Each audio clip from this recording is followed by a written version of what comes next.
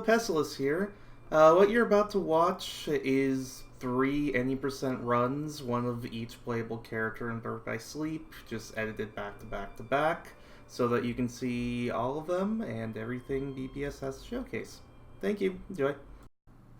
Hey, hello everybody. My name is Pestilus, and this is Kingdom Hearts Birth by Sleep Final Mix on the good old PlayStation 4. And this is going to be speedrun of Terra Story on the hardest difficulty. So, Birth by Sleep's unique in Kingdom Hearts games in that there are 3 different characters to play through. They each have their own stories, and each of their speedruns offer very unique challenges and experiences. Terra Story's by far the most difficult, for a wide variety of reasons we will get into, but generally his dodge isn't as good as the other 2 characters, and he doesn't have access to as good damage as the other 2. But this is Orbs, this is the first fight of the game. We're really just trying to knock orbs into each other. Finishers knock orbs away, so do 2-hit combos. Ideally we knock the orbs into each other, that's how we do that. Few things to notice about how the game works. The little first-person thing I just did is called a shot lock. That uses the focus meter down at the bottom. There are different types of shot locks that do different types of attacks. We're only going to be using Shadow Brave, which is the one we just did, and Flame Salvo later in the run. And in the bottom left-hand corner, we have this deck of things called commands. What you would think of normal RPG abilities, like any type of attack or item or anything like that, in Birth by Sleep, it's a command. It takes up 1 slot in a command deck that can hold up to 8 commands at once. And you scroll through the commands, you use it, the command goes on cooldown, and you can use it again later. And the idea is these commands level up, and you can actually combine leveled up commands to make stronger commands, and we're going to use that to try to get some of the most broken commands as quickly as we can. So this first fight, we're going to use the D-Link mechanic. The D-Link mechanic takes up the little blue bar near Terra's portrait, and it's basically summons in this game. The weird thing about D-Links is they can level up. They level up twice per D-Link. And the level up's completely random. It's that little flower drop, and that kind of determines if we level up or not. It's kind of strange. In this force fight, we want Ven to get a level, and ideally Aqua will get 2. But as long as Aqua gets 1, we're in pretty good shape. If Aqua doesn't get any levels, we're still in pretty good shape. It's Ven that we need more, and odds are pretty good you'll get that one.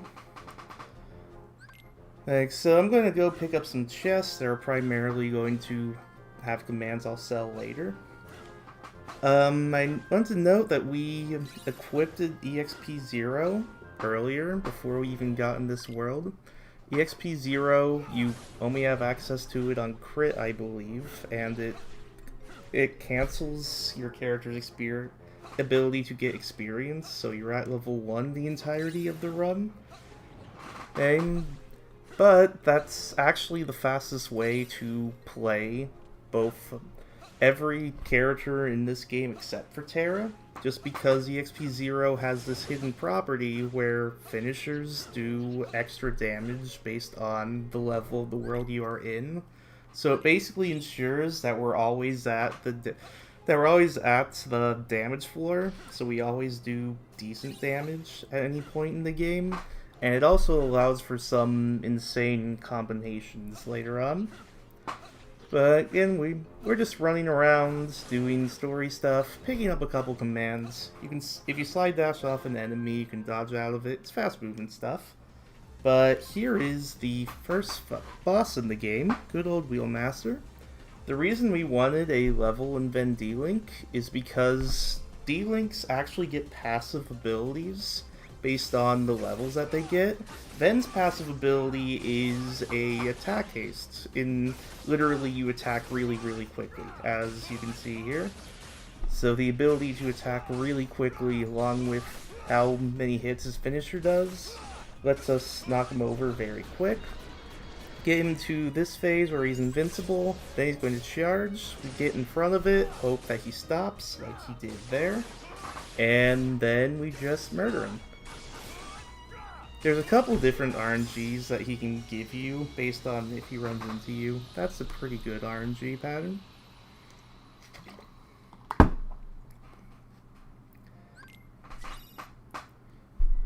At this point, a couple of different worlds open up. We're going to go to Dwarf Woodlands. Mostly because commands... Basically, the easiest way to get commands in this game is either through a chest or through buying it from the Moogle shops. And different commands get unlocked after different Moogle shots. By the way, cool movement tech here. You can just shot lock straight up here, because Sonic Shadow moves Terra instead of having Terra shoot anything. It's cool. But basically, Moogle shops unlock certain commands based on how many worlds you have completed.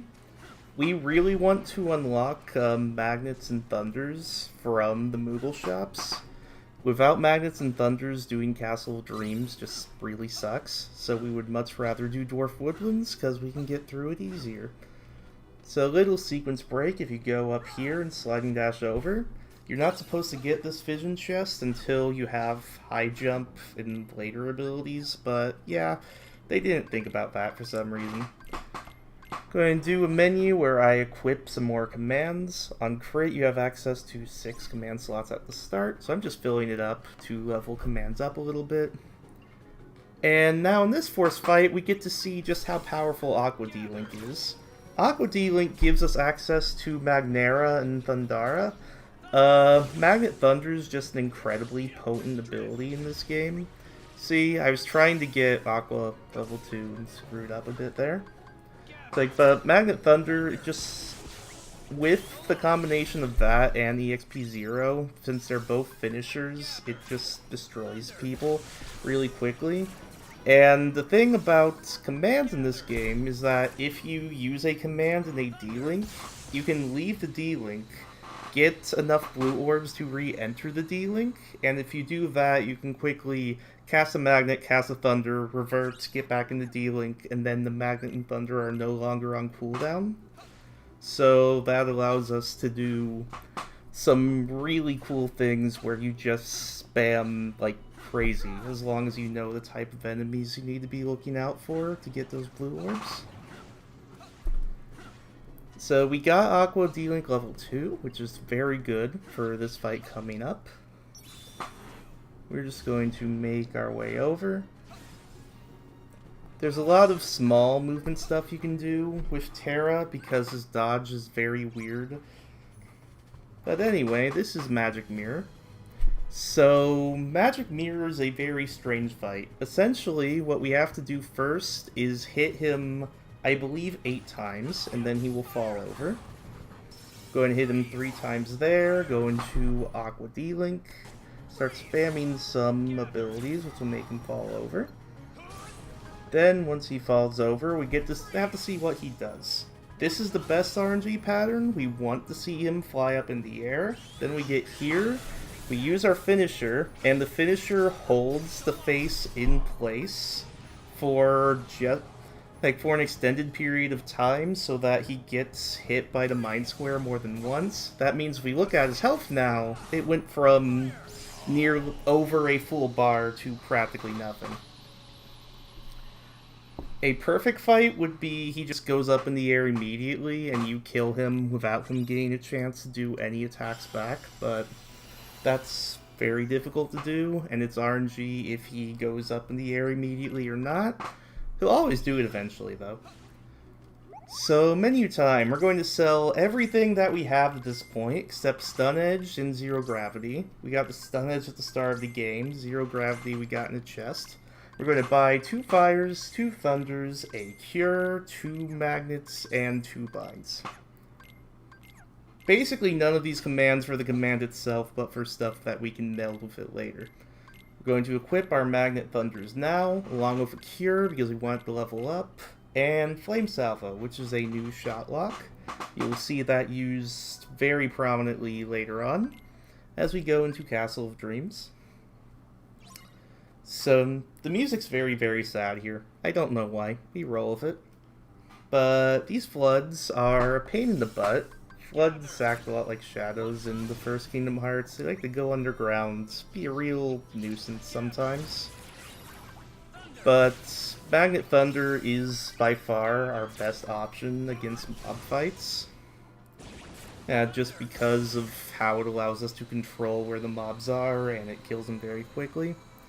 One note, I got a Wellspring drop there, which is very good. The item drops you see in the little red spears, they are items that if you combine them with commands you are melding, will attach certain commands to attach certain abilities to the commands, like Leaf Bracer and Second Chance and Once More and that sort of thing.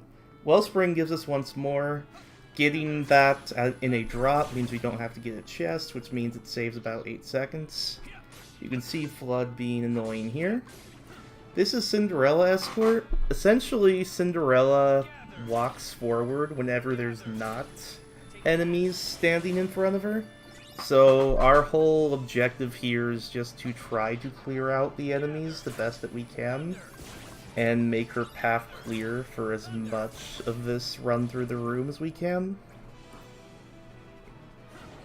It's like, they all spawn in the same place, so I'm just kind of waiting for my magnets to come back so I can best space things out, best kill things. I got a fleeting drop there, which is also very nice, because fleeting drops give us attack haste, which means my attack commands reload quicker. That's very good. We want to have as many of those through the run as we can. So this way we have to kill 2 of these big boys before the wave behind them will spawn. So we'll do that the best that we can. Kinda got away from us, so we'll spread things out. Make sure that all our commands are on cooldown as long as they can be. Like, generally if your commands are off cooldown, you want to try to find a way to use them. It's more effective to do that than to just have commands sitting. But this whole fight isn't too horribly difficult. We're mostly focused on our commands leveling up and on just making sure no one trolls us too badly. We wait on that stair ledge to make sure Cinderella goes up that way, because if we wait for her to come back this way, we can skip a good 3 waves of fights that the game wants us to do. We still want to spawn these boots, because in this cutscene, when the escort ends, we still kill the boots, which means our abilities still get experience and we still have a chance at drops. But, yeah, Cinderella Escort. It's not too horrible. It's fairly consistent. The only real inconsistent thing are the floods. No soothing drop, so we have to get that. The soothing crystal will give us an HP boost, which raises our max HP a little bit. That's incredibly important for exactly 1 fight. I'll explain that fight when we get there. Okay, I always call this guy Music Maestro. I don't think that's his actual name, but I can't help it. That's what I call him. So, like, for this fight, Aqua, again, very, very powerful. Mostly because the magnets actually hit the instruments. Also, her finisher with all the orbs is very powerful against this guy. So we can use the magnets to get these instruments out of our way. And in the meantime, we can kind of just get up our finisher and wail on this guy. How finishers in this game work is, if you're in a D-Link, just doing any command fills up the meter in the top left, which will eventually give you a finisher. That was a very fast finish, by the way. And it's the same finisher every time. If you're not in a D-Link, then using certain types of commands will get you what's called command styles. Like, if I use a bunch of fires, I will get in a command style called Firestorm, where all my attacks are fire-based, and I get a finisher that's throwing fire, and that sort of thing. They have the same thing with Thunder and Blizzard and that sort of stuff. Okay, so those types of command styles are stuff I will be abusing more in the next world. First, menu time. Lots of menus. All these commands we leveled up in the last world we're going to meld. I want a Thundara. I can get it with an attack haste, which is great. I want a Magnera, and I also want a Cura. The Magnera I'll put in my deck immediately. The rest has to wait, because pretty much everything we bought back in Dwarf Woodlands that we haven't leveled up yet, we need to equip now. Counter Hammer, we're putting in. It's great for exactly one fight. And Air Slide is important for movement stuff.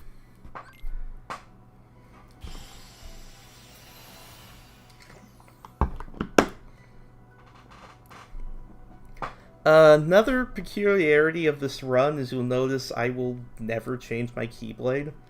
Like, changing Keyblades in this game literally does nothing. Like, actually nothing. It doesn't affect anything as long as you have the XP0 equipped for whatever reason.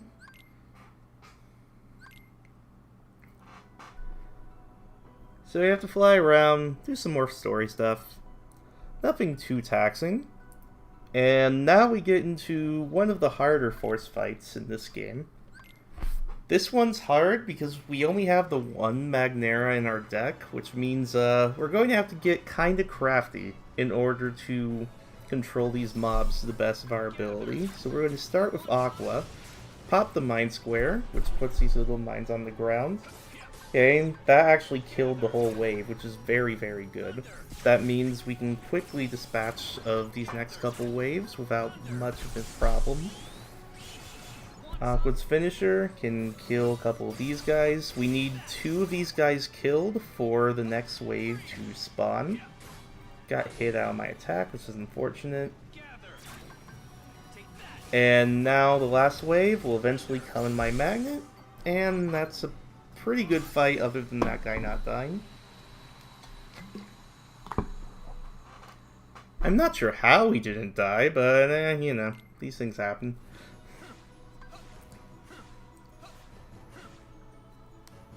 So what you'll notice is my D-Link actually isn't fully back. It's of a darker blue than otherwise, so I have to fill it up. Before I do that, I'm going to turn around. There's a Moogle back here. I want to buy 2 Fire Dashes and a Magnet. All this for melding stuff.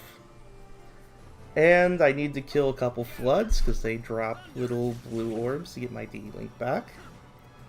And now we're going to do a little bit of farming in this room and also a little bit of item grabbing. So we're going to kill these guys, but also over here we have a Fleeting Crystal, which means more attack haste, and we have a Thunder Surge in a chest. Thunder Surge is the best command in this game.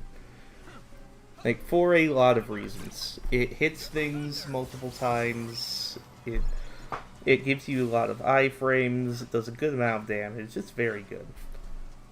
We make sure we get our binds to level up in this room, then we make a couple Ignites, and a Cura, and our command deck at this point is going to be a Thunder Surge, 2 Fire Dashes, 2 Ignites, a Magnera, and a Thundara. It's like, so what Ignite is it's a damage over time spell. It's you cast it and it deals a set amount of damage to an enemy over time. It doesn't stack, but because we are at level 1 and the hardest difficulty, like, it does the same amount of damage over time on the hardest difficulty as it does on the easiest difficulty. So Ignite just works very well for us on a scaling point of view. The Esnua chest we need for melding later. The Blackout chest we just need to sell later. Make sure we have enough money. And finally, we will make our way over to Trinity Armor. Trinity Armor is a very difficult fight. You have to attack them in very specific ways in order to get the command styles you want when you want it. and in order to deal amount of damage to each body part. Because basically this guy has 3 different body parts. These magnets and thunders we're doing deal damage to all 3 of them, but the fire dashes and whatnot only deal damage to 1. So we're going to use our fire dashes to get into Firestorm. Use this finisher at an exact angle where it does good damage to both the legs and the arms above it. Now we need to kill these legs. Because in the meantime, he's going to charge this Mega Death Laser. And this Mega Death Laser literally kills us in 1 hit. It's something we don't really want to deal with. If it hits me, I'm dead. There's also a lingering hitbox like that. Yeah, where it's off screen, it can still hit you. It's good fun. Like, want to avoid that as much as possible. But we did good damage to the arms / propellers in the meantime. So we can get in our Firestorm command, and now we just have the head left. Little white orbs, he's invincible. He's going to do a Mega Death Laser again. Fortunately, he didn't think of us standing under his head, which is very fortunate for us. So we're just going to hang out. You know, hang out, have a cup of tea, check the time. Nothing too concerned about over here. But fortunately, he's dead. And we didn't even have to use the Firestorm finisher to finish him off.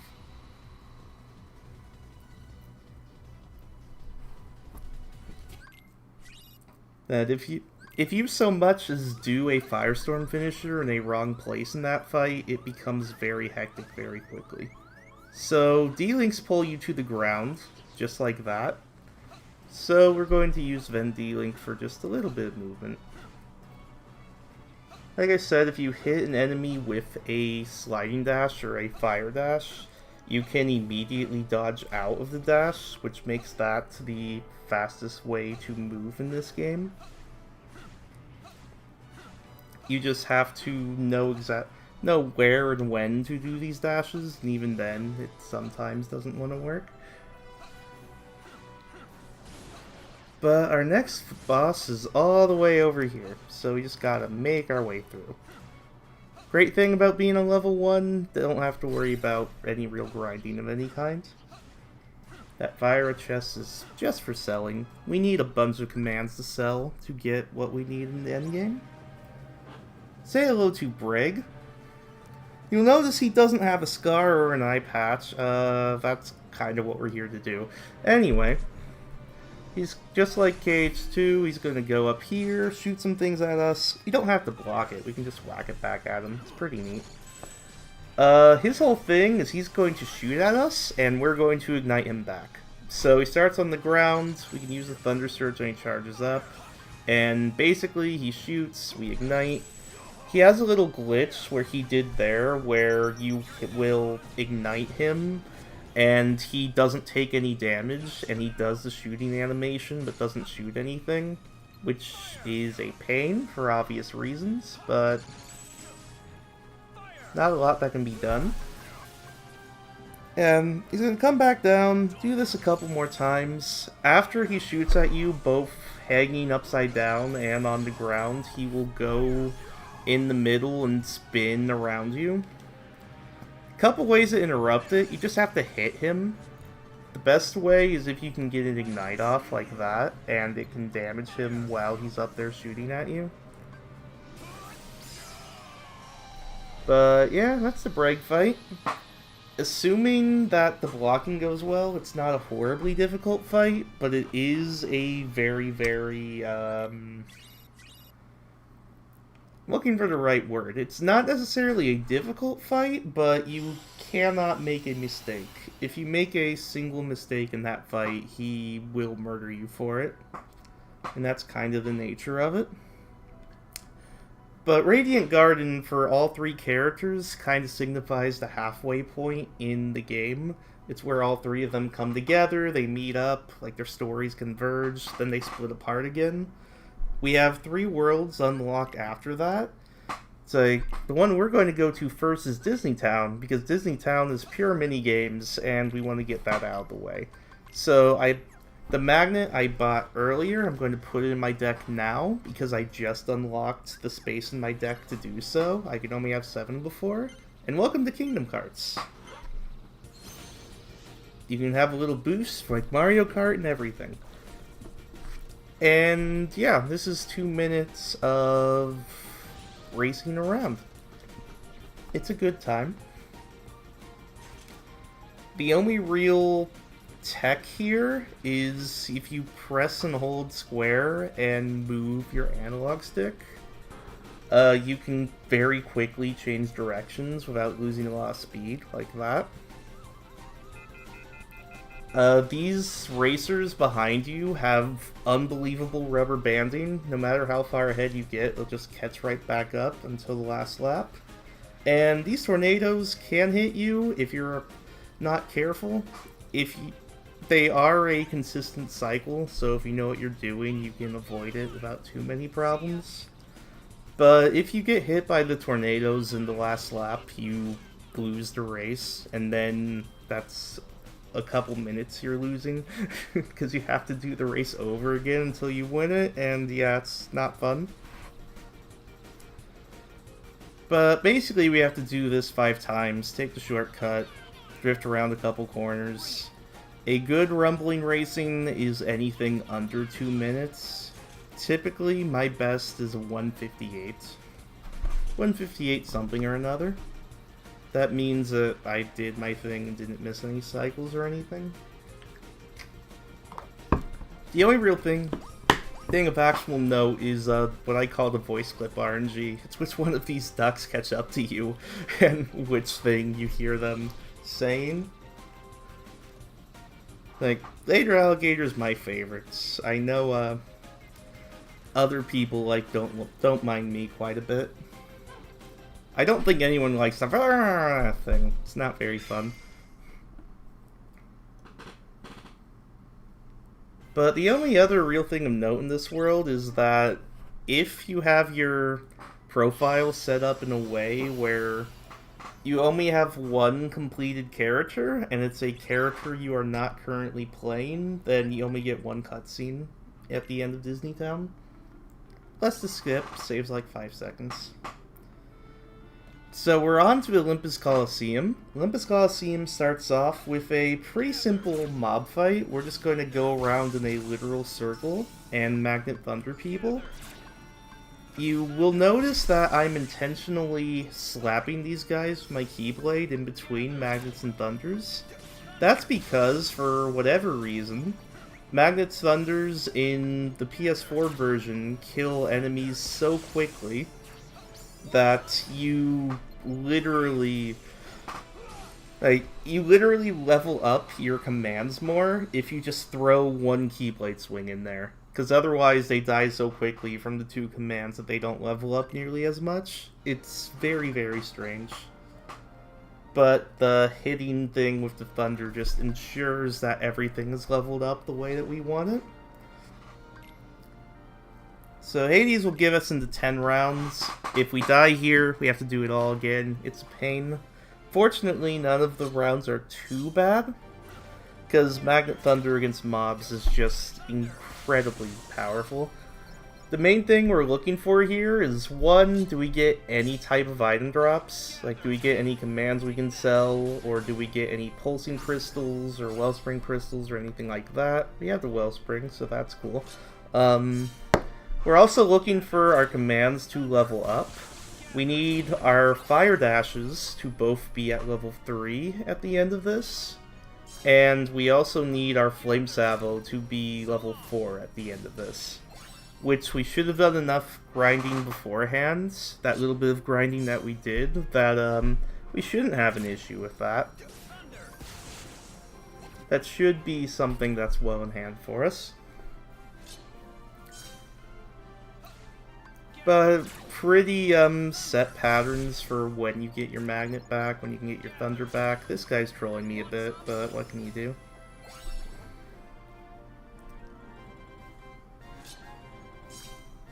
Hey guys, nice to see you.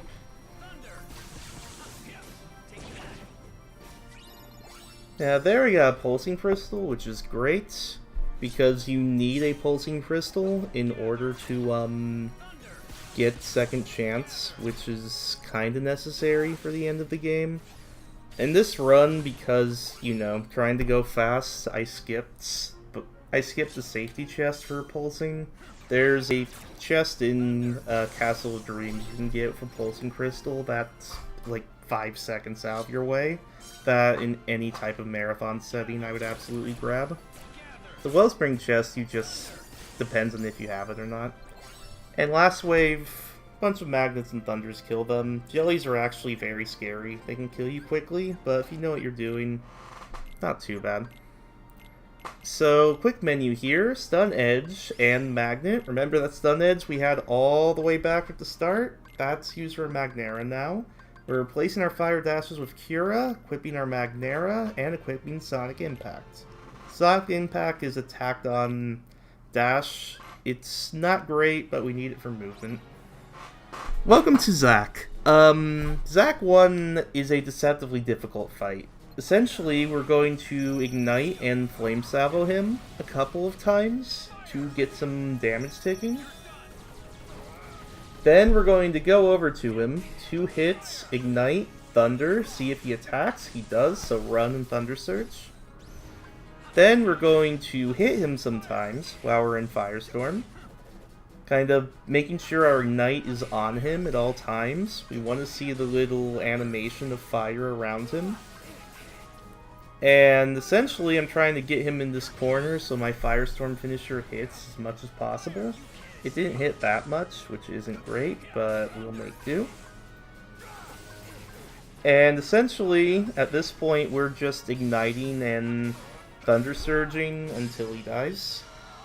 He can retaliate in really odd ways at really odd times, so handled that one well. Now for Zack 2. This one is a doozy. So, Flame Salvo. The reason we got it is because Flame Salvo iframes are incredible. Basically, he's going to start off doing his desperation move immediately, where he does this flashy attacking thing. You can dodge it, it's very hard, like, not worth it. But we can instead Flame Salvo through it, then you do 1 hit ignite, he'll retaliate, 2 hit ignites, he'll do desperation move again, and now we loop him. So go through all this again, hopefully get 51 on the shot lock, 1, 2, ignite, he'll retaliate, 1, 2, ignite, he will do the desperation move. We Flame Salvo straight through that thing. We have Gold Rush instead of 2 hits now, so once we get out of the Flame Salvo, do the Gold Rush, ignite, retaliate, 1, 2, ignite. We use up the rest of our focus. We can't use any more Flame Salvos in this fight, but that's perfectly fine. Because he's at the point now where we can do a 1, 2, ignite, he'll retaliate, and Thunder Surge will kill.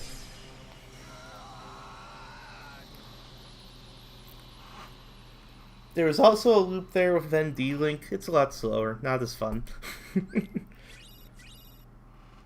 But Zack 1 is actually a harder fight in a lot of ways, because the loop is very consistent, and Zack 1 can retaliate in weird ways which aren't as consistent. Say hello to, by far, the hardest fight in the entire speedrun. Just press X. And let's press X again. And oh boy, this is scary. Quick turn, turn, turn, press X, press X. Press X, turn, turn, turn, turn, turn, turn, turn, turn, turn, turn, X, X, X, come on, X, X, X. Oh my god, we're going to die. Press X, we're good. That thing doesn't even give Terra experience, doesn't even give his commands experience. I don't know what that thing's there for. Makes 0 sense to me. Now for an actually kind of tough fight.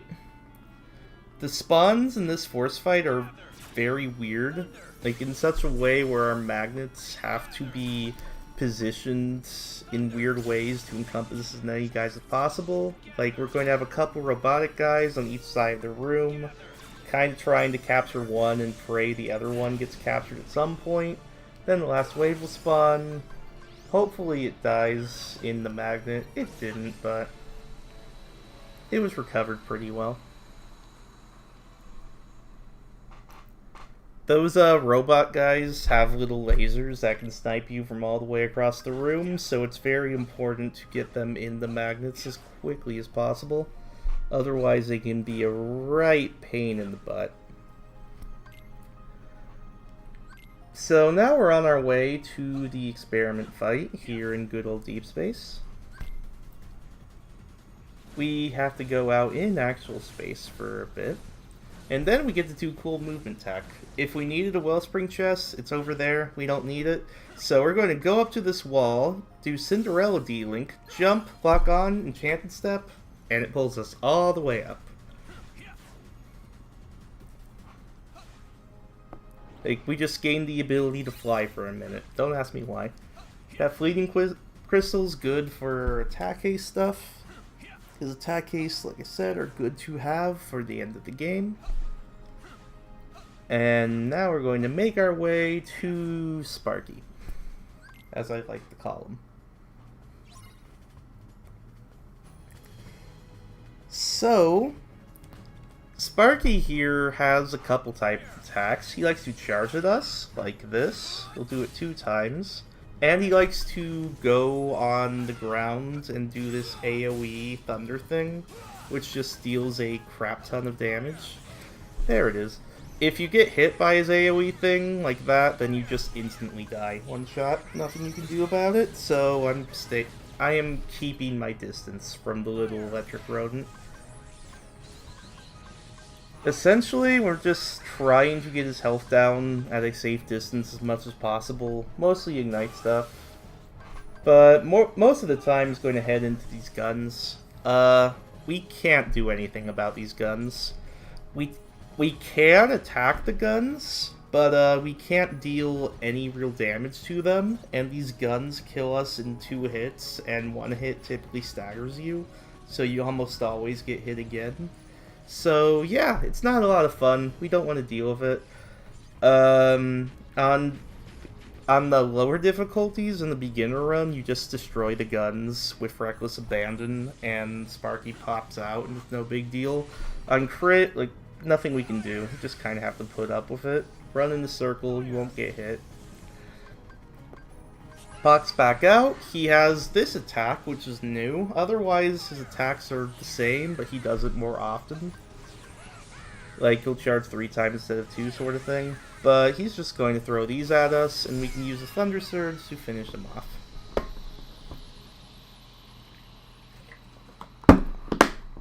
You'll notice we learn Thunderbolt from beating Sparky. Thunderbolt is the command style for using Thunder commands. The reason we do Deep Space after Olympus is because if we had Thunderbolts during 10 rounds, we would go into Thunderbolt during our Magnet Thunder stuff, and that would waste time with animations and stuff. So it's faster to do it after. Okay, Neverland. This is my favorite force fight in the game, and also the hardest. So, at the start, Magnet Thunder floods, then we're going to place a magnet for these totem poles, go over towards the middle, place a magnet, Thunder, Mind Square will wipe out the next wave, spawn in some birds, Aqua Finisher will clean up 2 of the 3 guys, this little bird we can clean up ourselves, and now we're going to get a bunch of these ape dudes. You'll notice that magnet doesn't affect these guys, so we're going to have to get a bit trickier. What I'm trying to do is if you switch your target really quickly after using Ignite like that, you can actually have your Ignite hit more than 1 target. Like, the Ignite actually damages both of those enemies over time, which is very cool. So, and then it's a bunch of hitting and Thunder Surging typically, because they stagger well. They just don't like getting caught by a magnet. Doesn't do anything.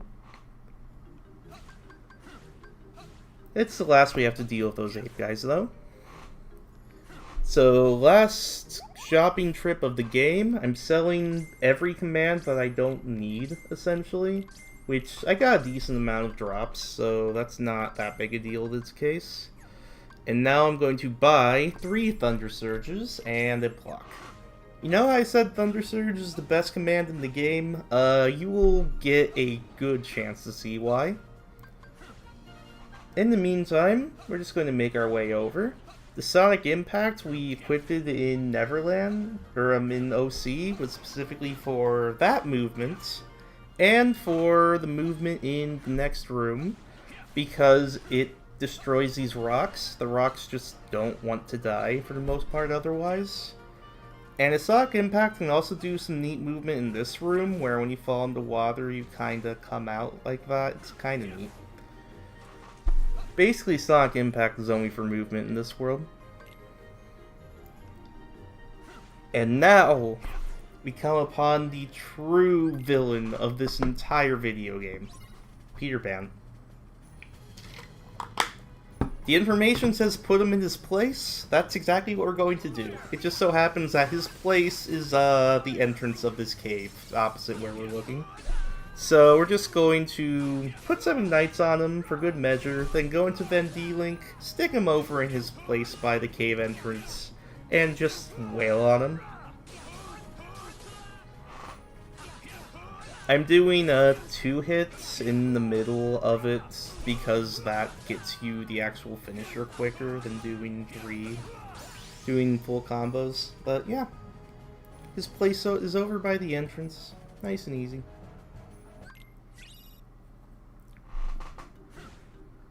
And so we have to leave the cave just to watch a cutscene and immediately come back into the cave. Because in the cave are a bunch of jellyfish. Like I said, the jellyfish can be scary, but they also die from magnets. That's all you need to hit them with.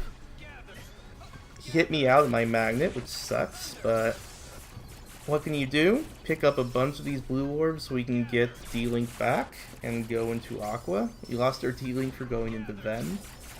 So what this fight actually allows us to do is get the last levels we need on some of our commands. It allows our Magneras to get to level 3, it allows our Curas to get to level 3, and it allows our Ignites to get to level 4.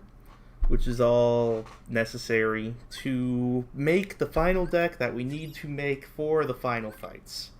Because we're done with Disney Worlds, we just have cutscenes, and we have some terrifying, terrifying fights that make a lot of people not want to run this category. So, first, last menu of the game. We have to sit through some commands leveling up. Now, all this crap we've been holding on to, melt it all. Fire Dash with a Thundara will give us a Thunder Surge. I got Leaf Bracer with it. Fire Dash plus Ignite will give us a Fire Surge. The Curas together with a Pulsing is a Curaga of Second Chance. Esnua with Block. The Esnua we got in Radiant Garden gives us Renewal Block. Magneras with Wellsprings. It's a Magnaga with Once More. Now we're going to end up with 6 Surges, 5 Thunder and 1 Fire. A Curaga and a Thundara with all the commands we need, plus a Renewal Block, and I get rid of Sonic Impact. Renewal Block is literally your block, but any incoming damage that you take, you actually recover HP, based off the amount of damage that would have been taken if you did not block it. Which is very, very important for this fight, coming right up. Good old Master Jedi, Mark Hamill, Vimene Aragus. So, the reason I wanted attack haste so much is because these surges are going to come off cooldown really quickly. As you can see, it's very nice.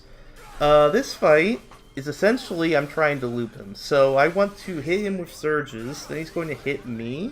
Then I want him to hit me back so I can block it and essentially keep doing that endlessly. He's being kind of mean about it. He didn't immediately attack me, which is forcing me to use my cure. Now I don't have a cure on cooldown, so I'm relying on my Renewal Block to save me. He's doing this, which is very easy to block, so we're good. But we're going to hit him until he hits me, then we're going to block it, then we're going to continue hitting him until he hits me. Couple notes. Remember that soothing crystal all the way back in Castle of Dreams we got when I got an HP boost? It's specifically for this fight. It might look at some points like I'm at 1 HP and he's hitting me and I only lose 1 HP. That's because I'm actually at 2 HP because of my HP boost, and second chance and once more means I stay alive at 1 HP. Also, the counter hammer I equipped was entirely for this fight to stagger him, to get him off me a bit. But like in this case I have 2 HP, so I know I can wail on him without dying on the next hit. But that's the idea of the fight. You hit him, you can block his damage, get healed. It's good stuff. Sometimes he likes to be a pain in the butt, but you can recover most of the time, like I managed to do there. And now on to the final world in the game. Keyblade Graveyard. So first things first, in this next room there are a bunch of big tornadoes that if you get caught in them you have to do these very long fights with like giant unversed. All you have to do is skirt the corners of them and you will be fine. One of them will start tracking you until you get close to the other one and none of them can catch you. It's all good.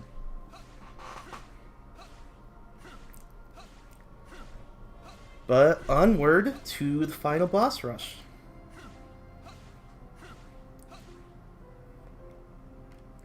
So the first of our final boss rush is Xehanort plus Vanitas, which is my personal least favorite of these 3 final bosses, because he really likes to troll you. But I'm going to dash forward to make Xehanort go away, then I'm going to go into Peter Pan D-Link. I'm jumping and attacking, because that fills up D-Link faster than just attacking. Then, once I have the Sword Bill finisher, I'm shot locking to get him to do this orb thing. Then, up in the air, Sword Bill, dead. I don't know what the lighting effects are doing, but he's dead. So, EXP 0, again, it magnifies your finishers bit to the battle level of the world. Sword Bill is over 100 little tiny finishers that hit really, really quickly. So each of them being boost to the battle level of the world means you're boosting a lot of finishers to do a lot of damage. Unfortunately, that's the only fight that we can actually use him in Terra's run to good effect. So this fight, good old Surges. Essentially, what I'm trying to do is stick him in a corner and keep him there. He doesn't like that. He's going to try breaking out. When he does break out, I dodge first to see what he does, because if I don't dodge, he can sometimes just dodge out of the way and then murder me. So I'm just making sure he stays in front of me, making sure I know what he does. The Keyblade attack is kind of scary, but nothing that can't be handled. And now on to the last fight. The fight that really, really scares most people away. This is Pestle D, aka Terranort. Say hello.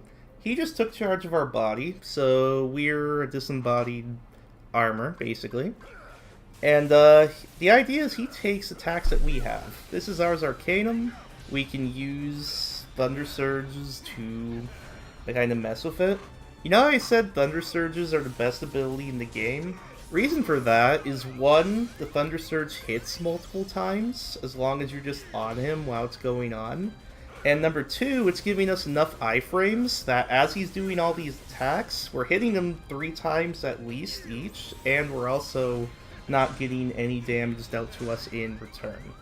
Basically, all the commands that we have bought and leveled up in this entire speedrun was built around the sole idea of giving us these exact commands for this exact fight. And so we got into second phase. Now he's doing our Solemn. He sticks a hand out. We can like that. We can surge him with hands. He likes to cure. He typically cures 2 times in an average fight. He can sometimes cure less, sometimes more. One cure is very rare. I've never gotten cureless. This is his desperation move. He pulls a bunch of meteors out of the air. Like, no big deal. We can shot lock through it, because Flame Salvo iframes are insane. But this whole fight is a long marathon of him throwing stuff at us and us reacting. Like, if he shot locks, we have to either dodge it or interrupt it.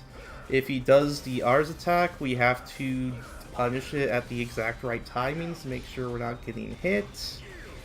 In this case, he threw meteor at us while doing a desperation move, so I had to use Thunder Surge iframes just to escape the meteor. It's all about patience, knowing his patterns, being able to retaliate in the right ways at the right moment in time. Like, it's very much a knowledge-based fight.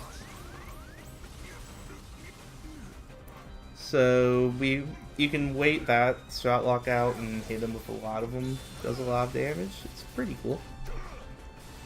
But he's going to teleport around now. We're going to respond to these R's attacks the best that we can. This thing we normally shot lock, but I'm going to iframe through it, mostly. Then we're going to kill him. That is time. Whew. And that is also a world record by 2 seconds. Because, you know, that's Birth by Sleep in a nutshell. But the best part... he sits down, his defeated enemy. What does he do? He grows a cape! Let's go, cape! It's no fun if he doesn't grow the cape. Hey, they added that in they added that later for some reason. I don't know why. But literally in the plot, the only thing that this does is have Terra grow a cape. Like, you kill Xehanort's body, and yet you're still just a disembodied soul thing. Like, it doesn't affect anything. KH, what can you do? But, that is Kingdom Hearts Birth by Sleep Final Mix. Terra, any percent on the hardest difficulty. Thank you so much for watching.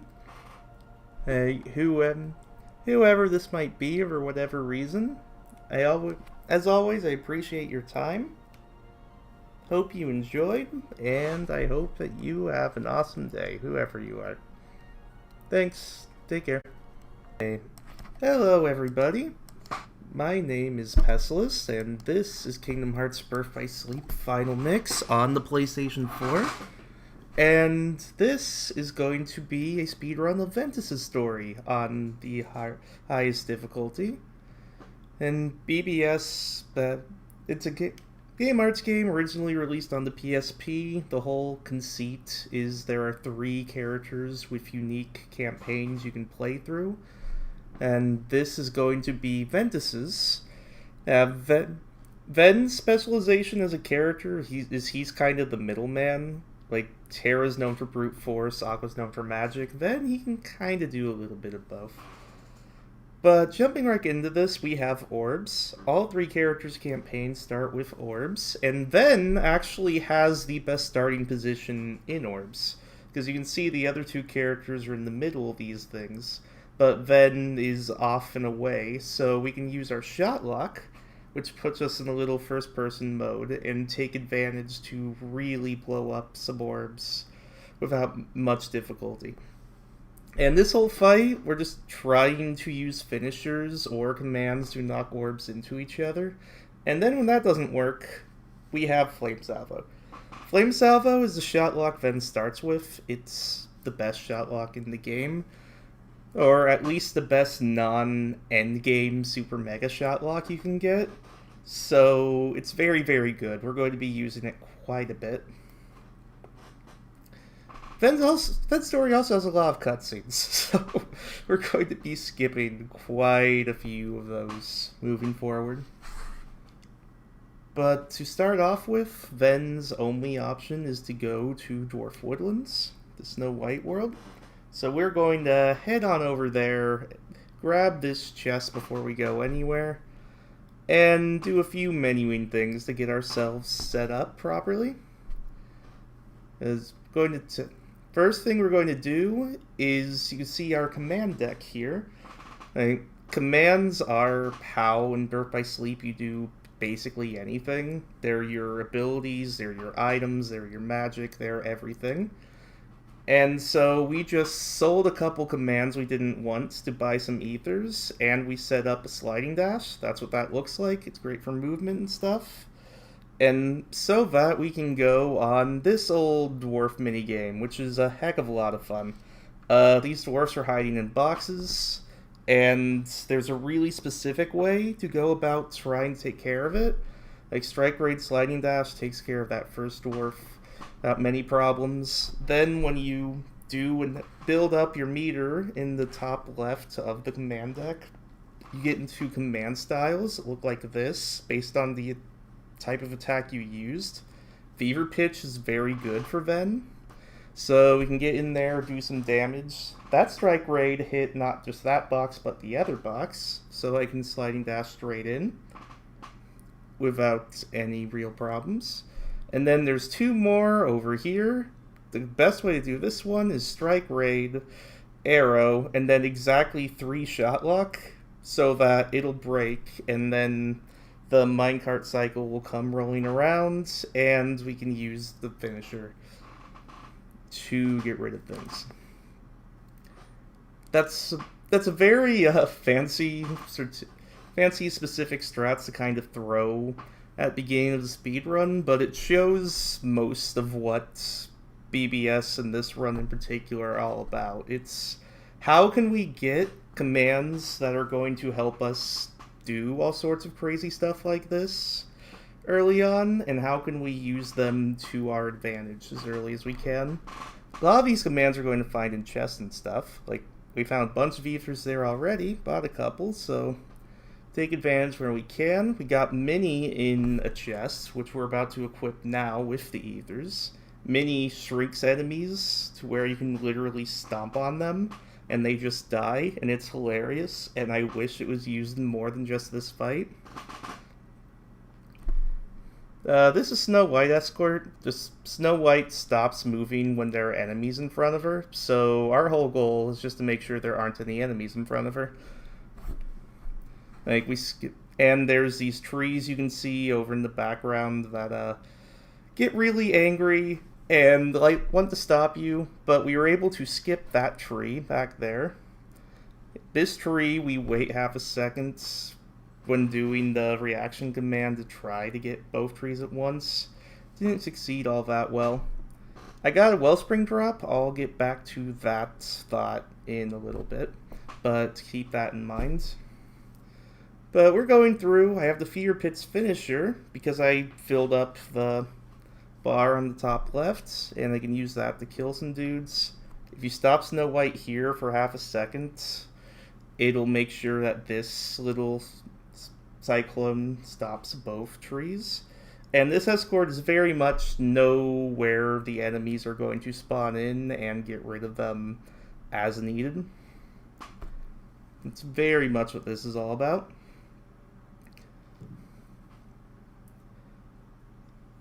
And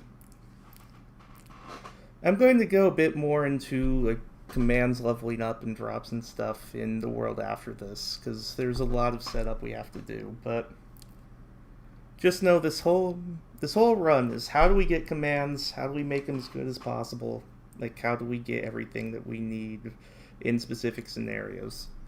So, you know, I said Flame Salvo was really good. It's really good. So we're going to Flame Salvo at exactly 11 for as much of this fight as we can. I screwed up a bit there. That's because if you do exactly 11, it gets him to exactly where he staggers, but before he does this too often, typically, me doing it twice meant that he raged a bit more than I would have wanted him to. But if you just do full shot locks at him right away, then one, you won't have enough damage in order to actually kill him, and two, you will over damage him to the point of his patterns going ridiculous and he jumps around and he shoots poison at you, and it's not a fun fight if you like make him too aggressive. And so, a couple more worlds open up to us now. We have Castle of Dreams, the Cinderella world, and Enchanted Dominion, which is the Sleeping Beauty world. And we're going to go to Castle of Dreams, or as I call it, Castle of Dead Dreams, because this is where most runs going for good times die. Because here's the thing, we equipped at the start of this run an ability called EXP0. That means that we're staying at level 1 the whole run. We don't gain any levels ourselves. By the way, we're just going to buy a couple sliding dashes and some sleeps. But we don't gain any levels ourselves. But however, we do have to grind in this speedrun. Not for levels. Like, we don't grind for levels at all. You can see messing around with movement a bit here. If you are able to, you can walk onto the guy up there and attack up. Do some movement here to pick up items. We have to pick up dress materials for Cinderella in order to move on with the story. But what we're actually going to look for is we need to grind to get specific items in order to get the command setups that we want and the abilities that we want. Because basically the commands themselves level up in this game, and you use the commands to, you can meld the commands into stronger commands, and and when you do that, you can attach crystals that give you certain abilities. Like, certain crystals give you second chance and once more, and leap racer and attack haste, and all these RPG abilities you expect to get. So we want some fleeting drops here in order to get us magic haste, which we really need for large portions of this game. There's one right there. We need 3 of those things. We're also constantly going in and out of D-Links. D-Links are this game's version of summons, essentially. And so what they do is they replace your command deck with different commands. And they also have special abilities of their own that we'll get to later. Like, I'm constantly using Sleep at Snow White to put the guys to sleep, and then Grumpy, which is Treasure Raid, which as you throw it, these guys have a better chance of dropping items, which are the fleetings we want. And these D-Links also level up. These flower things we're seeing, they drop at completely random, and whenever they do drop, they level up the D-Link, which means you get more commands that you can choose from, and different abilities that you can use, like whenever you are in that D-Link. So we're trying to level up Terra and Snow White to level 2 D-Links for a few specific fights later on. And we're also trying to get our fleeting drops in order to get the magic haste and get the commands and abilities that we need later on. That grinding wasn't the best, wasn't the worst, just kind of is. I'm intentionally going to Terra's D-Link, and I'm changing its finisher back to the level 1 finisher, because the level 2 finisher isn't great. But this is why we want Terra to be at level 2, specifically this fight. This guy's named Lucifer, and we're going to go in, intentionally get hit, we're trying to get into critical health, and then we're going to wail on him. Terra's level 2 D-Link gives us a special ability where Ven does extra damage when Ven is in critical health. So intentionally being in critical health and having this loop we can do means that we can really just screw this guy up without much implication against us.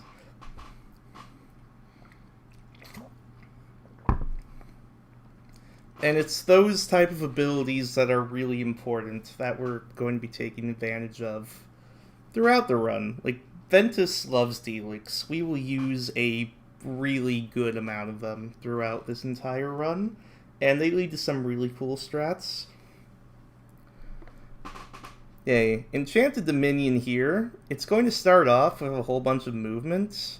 The only thing interesting about the movement is I'm sliding dashing around, and Fastest form of movement in the game is to have a sliding dash hit an enemy, and then if a sliding dash hits an enemy and you dodge roll, you can dodge roll out of it immediately, canceling the animation, and that's the fastest form of movement that we have in this game.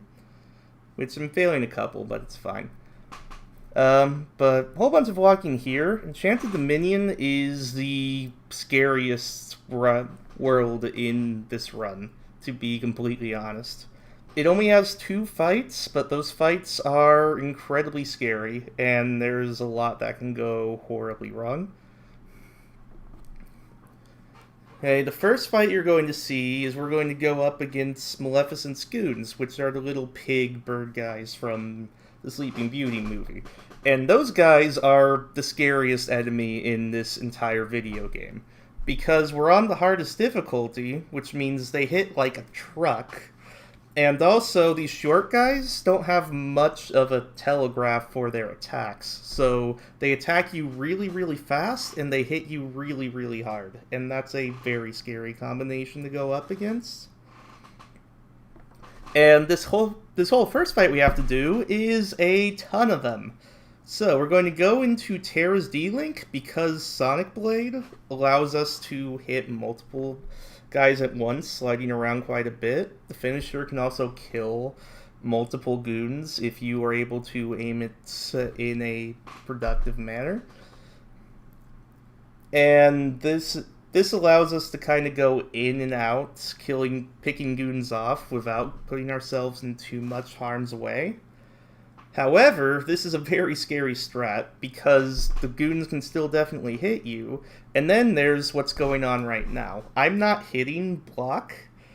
What the game is doing is Terra level 2 has an ability called auto block, where if Terra's D-Link decides that a physical attack is coming your way, it'll just make Ventus block for you. And most of the time that can put you in much more harmful situations than if you were able to just dodge roll out of the way. Like, fortunately, it's being a bit of a pain time-wise, holding me in place, but it's not being too ridiculous. I'm not sure what all those drop frames are for.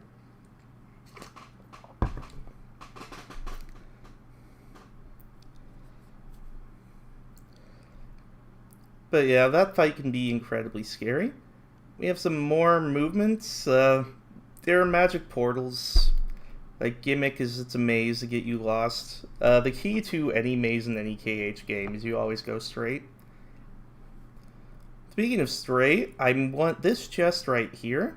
This chest gets you Tornado Strike. I also, if I had gotten 4 fleeting crystals in grinding, I would not grab that chest, but I got 3, so I need the 4th one. Gotta grab the chest. And Tornado Strike we don't actually want to use, but it's going to give us a lot of money when we sell it, so we're just using it to sell for a heck of a lot of money, so that we can buy commands that we actually want. So some more cutscenes, and now quick menu. Our first meld of the game. Strike Raid with Sliding Dash gets our Payback Raid with the Magic Haste. First of the 5 Magic Haste that we need. Equipping Sleep not for this upcoming fight, but the one that comes afterwards. As well as Balloon Letter, which you use to get D-Link back. We used D-Link in the last fight, we want D-Link again. Because last time we used Terra, which we leveled up, we also leveled up Snow White. Now we want to use that one. Snow White has a similar ability where if you're in critical health, like the finisher gauge on the top left just automatically fills up. And then Snow White's finisher, where you can shoot these... I'm trying to think of the right name, but shoot these stones and mines and everything everywhere. It does a lot of damage, and it gives you a lot of iframes, so you can just kind of safely chip away at her. The attacks that she does are kind of random. Her staying in the middle and doing the lightning strike is actually kind of scary. Then she always likes to go up here and do the Thunder Raid thing. When she does this, fortunately, we can just kind of pelt at her from the bottom. and it's not a huge deal. But her patterns are random, which means some fights can be very easy, while she can be tricky to deal with at other times. But most of the time you can get hit at the start, and then from there you can kind of manipulate her a little bit to do what you want, just by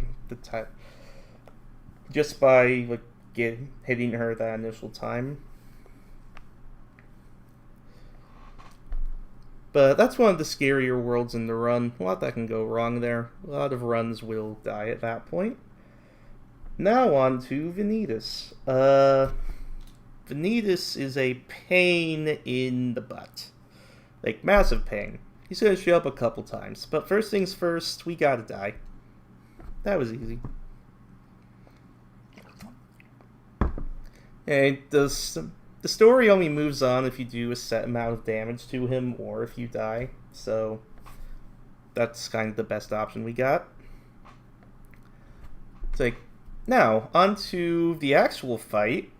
Vanitas has a whole thing where he's really, really sleepy. And we're going to try to use that to our advantage. You notice that he's going to wake up here. That's because even though he likes to be sleepy, it's actually very hard to keep him in here. Ideally, we have 3 sleeps, and we can constantly put him back to sleep like this and kind of wail on him in between. But he likes to break out of it for a wide variety of reasons, and it's actually a very hard timing to get right. Especially with me going for these sliding dashes in between, it's very easy to mess some of this timing up. Which is why the safer strat is to just let Mickey deal with them, as you try to make sure you keep the sleeps in order.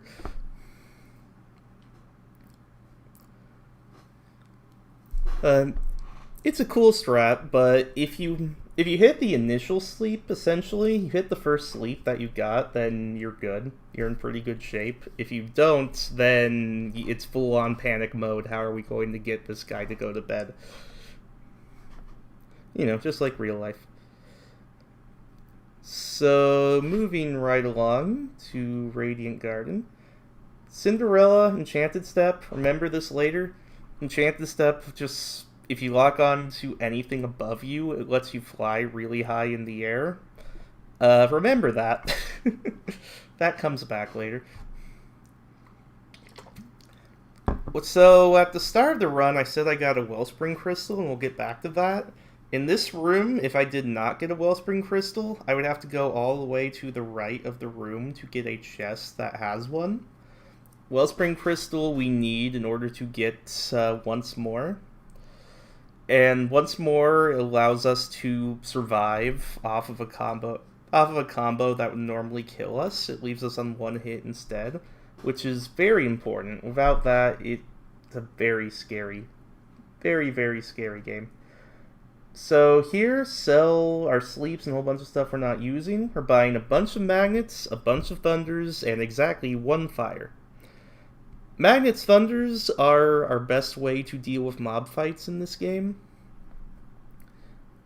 Like, magnets gathers the enemies up, and thunders just destroys them while they are in the magnet. It's by far the most efficient way to take care of enemies that are in groups, which this game's going to throw a decent amount more of that at us.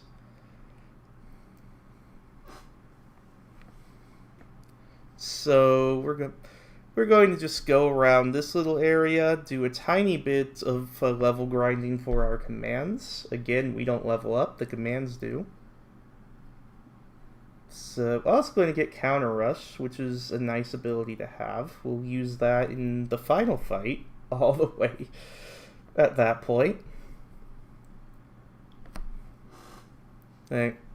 But just level up some commands so that we can meld them, and then we're going to put all our magnets and thunders together to make a zero Gravera, and then a bunch of Magneras and Thundaras, which are just stronger versions of magnets and thunders, and they all have magic haste attached to them, which means that all of these commands that are magic commands are going to reload really, really quickly and allow me to be able to spam them rather quickly and take that to my advantage. You also notice, again, I bought that one little fire. The reason for that is because of this fight upcoming. We're going to be fighting Trinity Armor in a minute. Trinity Armor is really, really scary. Like, especially for Ven, the other two characters kind of have better abilities to help deal with him. But Ven doesn't have many great single targets abilities, so this guy's actually kind of difficult to deal with. The fire is going to help us a bit with that, because at the start, we can use a few abilities with the fire. Because we used a fire, it gets us into the command style Firestorm. What that means is we get a finisher that, once he goes around and does this, is going to help us do quite a bit of damage to him. In the meantime, we can use our Magnet Thunders to deal some damage, because all of it Trinity Armor is built into 3 different body parts, so our Magnets and Thunders are hitting all 3 body parts at once, at least a little bit, which is kind of helpful. And basically the best case scenario happened where 2 of the body parts died from the Magnet Thunder thing. Me dodging through that laser is actually kind of scary, because it's a one-hit kill laser, which is why I'm just standing under his head, because the laser can't hit me, and it's kind of funny. But now, towards the end, he'll come back down, Firestorm will do a bunch of damage, and we won't have to deal with the very scary end of this fight.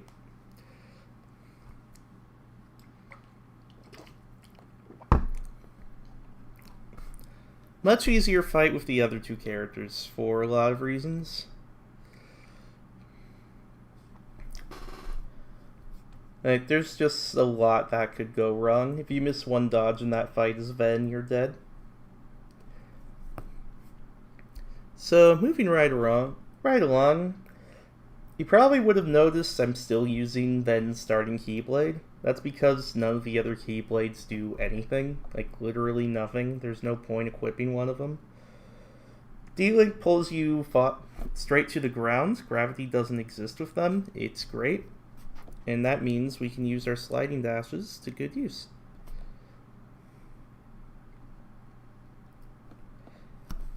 So we'll run right back to where we entered this world, and now there's going to be some Unversed waiting for us to kind of kick their butt. This force fight and most of the other force fights after this are really built around knowing where the Unversed are going to spawn in, and being able to use your Magnets and Thunders effectively to take care of it.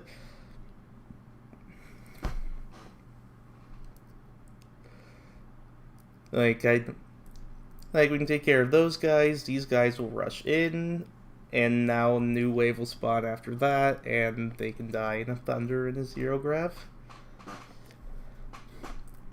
Like, going quickly in these force fights is very much know the exact places to stand and cast the commands, and be able to do it quickly and decisively.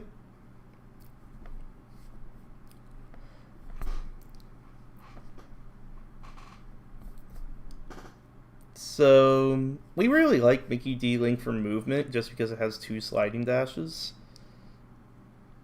And when done well, it means we can do stuff like that and go pretty quick.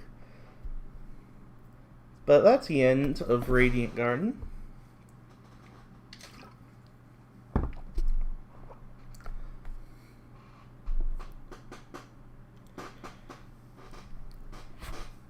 Like, at this point, we've pretty much set Ven up to where we have access, or will have access to pretty much everything we need to beat this game. Like, the run up through Radiant Garden is get everything that you need. Now it's, okay, we got it, let's go actually execute everything. So, Disney Town. Disney Town's a lot of fun. Remember when I said the Cinderella D-Link Enchanted Step can pull you really high into the air? Well, we can force this flood to be high in the air, use the Enchanted Step, and hey look, we're all the way up at this chest we're not supposed to be able to get until super endgame, when you get Normal Glide. Before we even get Normal Glide in Neverland, we get Super Glide. And Super Glide it's the fastest, actually the fastest form of movement in this game. It is insanely fast. You just zoom around the map. But we follow that hype movement up with what some people consider the worst minigame in this game. It's just a little rhythm game. It's not even a terrible rhythm game. We have to get to 1,050 points in order to advance in the story.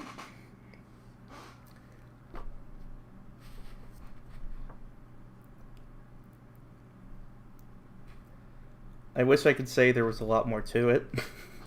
But it's a rhythm game. You hit X at the right time, and it's really hard for some people, I guess.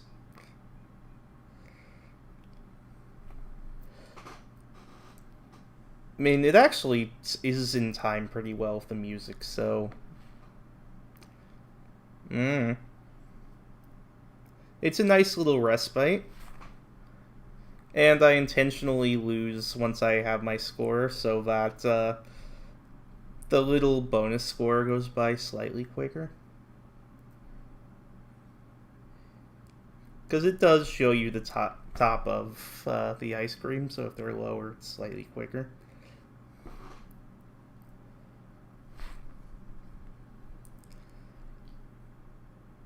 But that's about it for Disney Town. Now on to Olympus. Olympus Force Fight has the other enemy in this game that sucks, aside from goons. They have jellyfish. Jellyfish, just like goons, they're really small, they hit like a truck, and there's basically no warning of when they're going to attack. If they decide to attack you, they'll just attack you. Before that, though, a little bit of running to different parts of the arena. We know where these guys are going to spawn in, so it's not horrible. Now, before these jellyfish get a chance to spawn, we're going to try to deal with them. If you do not just instantly magnet these guys whenever you're close, they can and will just find ways to horribly murder you. So it's important to go in really quick, magnets. Just don't waste any time whatsoever. If you do, you're probably dead.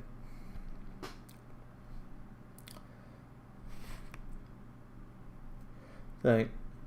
But now we're on to more minigames, because Fen loves minigames. Much more than the other two characters in this video game. So this is Urns. You have to do this twice. First time, you just have to get to 15. That's it. Now we wait 20 seconds.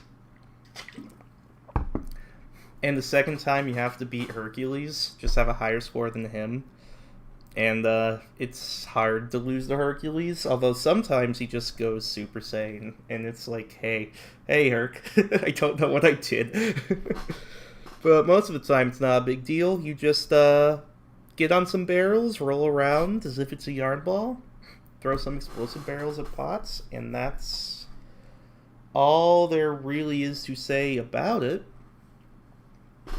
While this is going on, like in my chat, I normally have random Q&A stuff while this is going on, but I'll explain why we're playing on level 1 while we're here.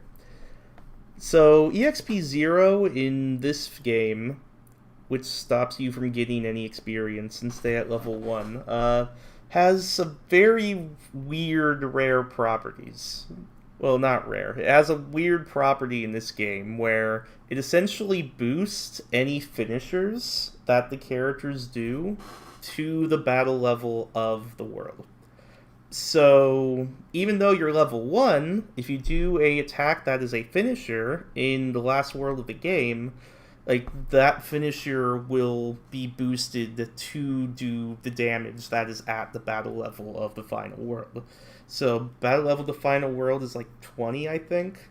So your level 1 finisher is actually going to do damage that is up to level 20.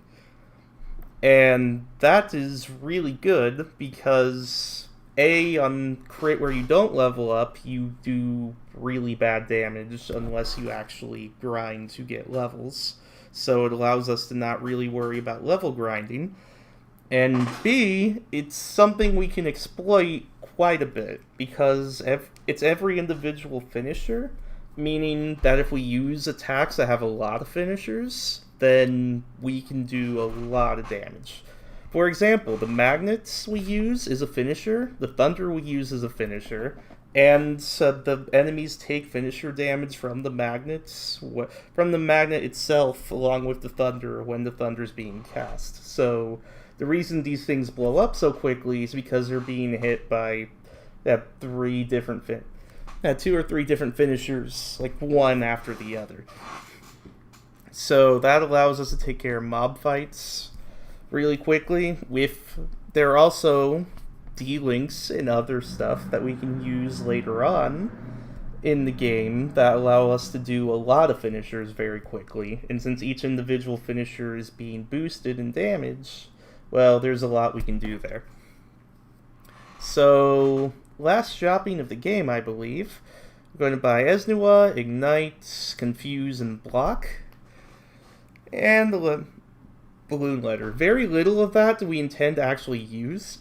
We're just trying to meld it. Like, Renewal Block, it heals us when we block, which is very helpful. We'll get another Thundara too, because hey, why not? The Ignite we'll use, the Confuse we really won't. Ignite is a damage over time thing. We're also going to equip Super Glide.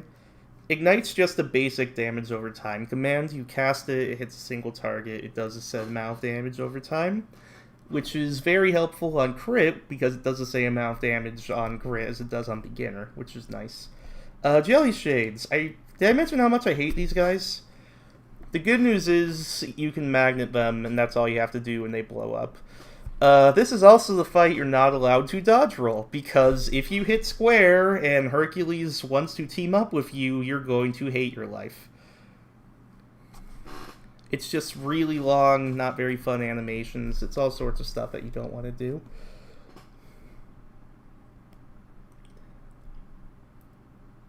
Any YouTube bars that show up is because this is a run I did a long time ago, so I'm sorry about that.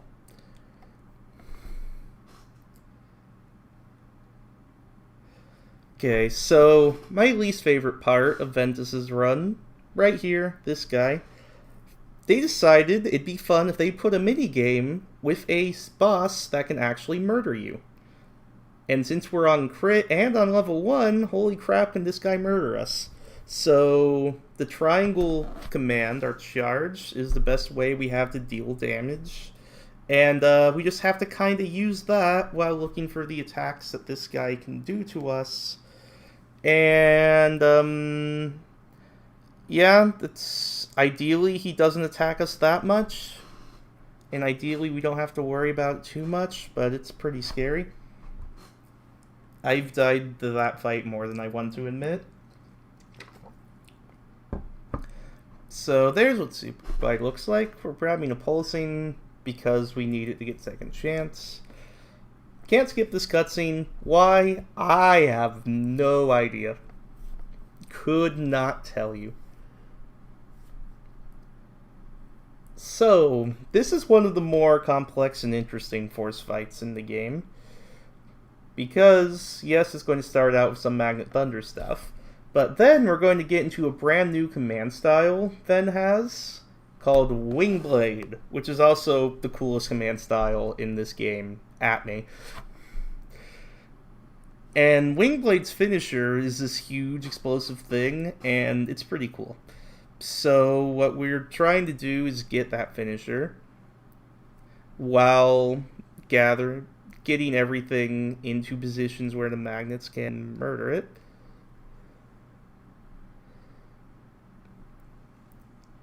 And for some reason, I thought this was beginner, where we used the finisher. No, but it looks cool.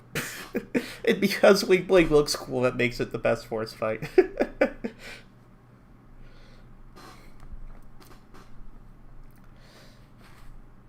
In beginner, we actually use Wing Blade, and it's pretty hype.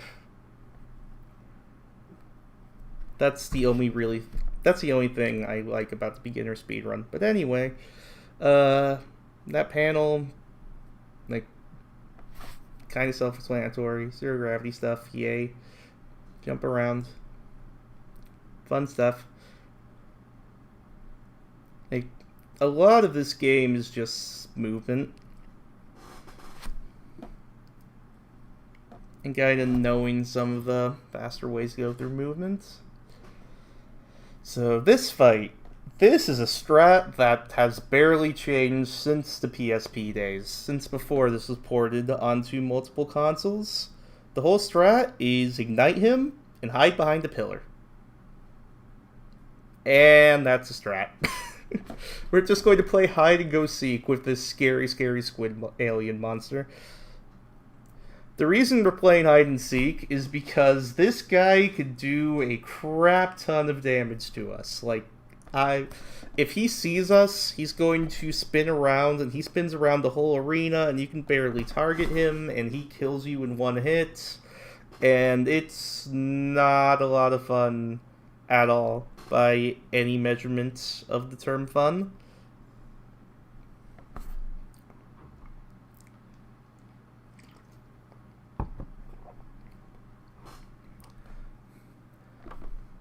But Flame Sava will finish him off. And that about takes care of that.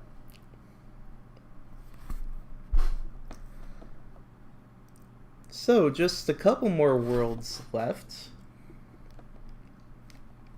Going to go off to Neverland, where we learn Glide, except we already have Super Glide, so that didn't serve much of a purpose, did it?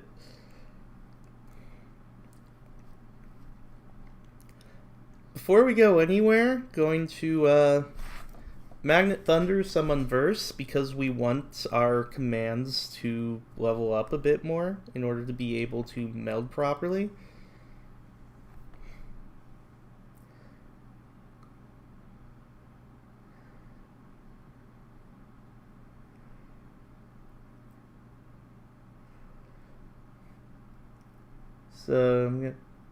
So my commands actually did not level up there like they were supposed to, so I'm going to take my normal commands into this fight so that they do level up.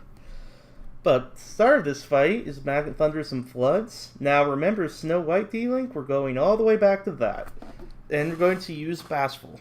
Bashful is an ability called Warp, where as you see, it's an RNG thing. Sometimes it hits enemies on screen, sometimes it doesn't.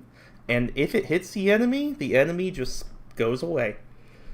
You don't get any experience from killing enemies like this, but hey, we don't get experience anyway, so that works out. And that's a completely RNG fight. Like, sometimes they all disappear, sometimes Bashful is literally useless. Most of the time I find the better pace of a run you're on, the worse Bashful is. That's generally how that goes.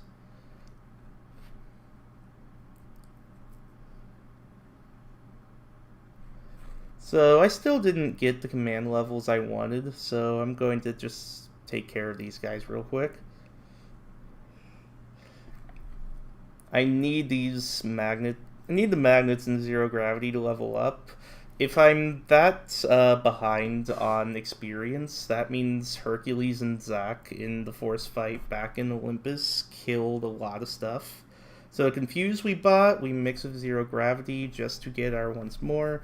Like Magnet just gets our chance, or vice versa. The commands we have don't matter. You see, I don't even bother filling up my whole command deck. The commands we have for Ven at this point in the game literally do not matter. We have our Ignite, that's all that really matters.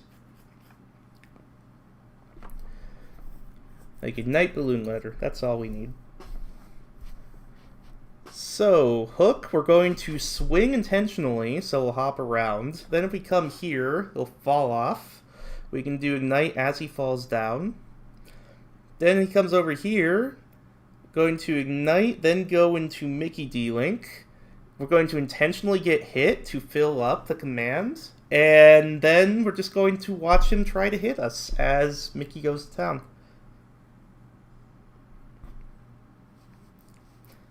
That was a strat found accidentally.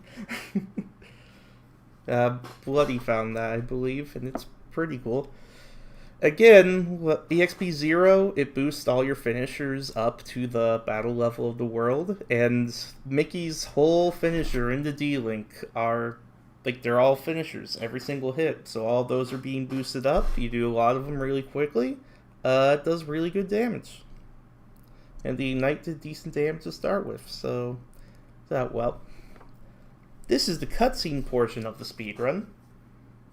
Serious Tower lasts about 2 seconds and gets you cutscenes. Then we go to Keyblade Graveyard just to get a couple cutscenes. Then we have to go back to Land of Departure to get 7 cutscenes, I believe. And then we're going to go back to Keyblade Graveyard and actually do something. Big old cutscene bonanza. Everyone loves cutscenes.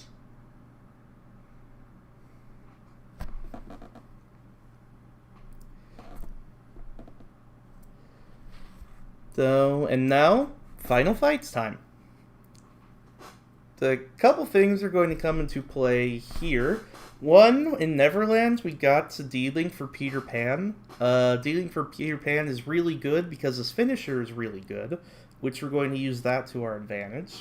Also, the counterattack we got back in Radiant Garden, that lets us, when we block something successfully, counter. That's how we're going to build up to Peter Pan's finisher.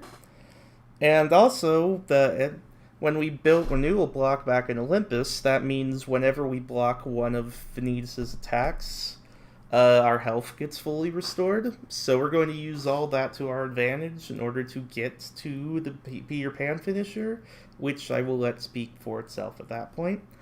Also, Vanitas, like, his properties changed. The first time we fought him, you can just sleep him. Now he doesn't go to sleep. It's weird. Can't really explain that.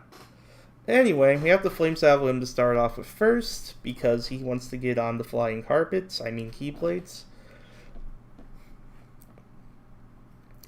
And now, get into Peter Pan D-Link, start our counterattack initiative, fill up this bar in the top left, and wait for him to jump straight up.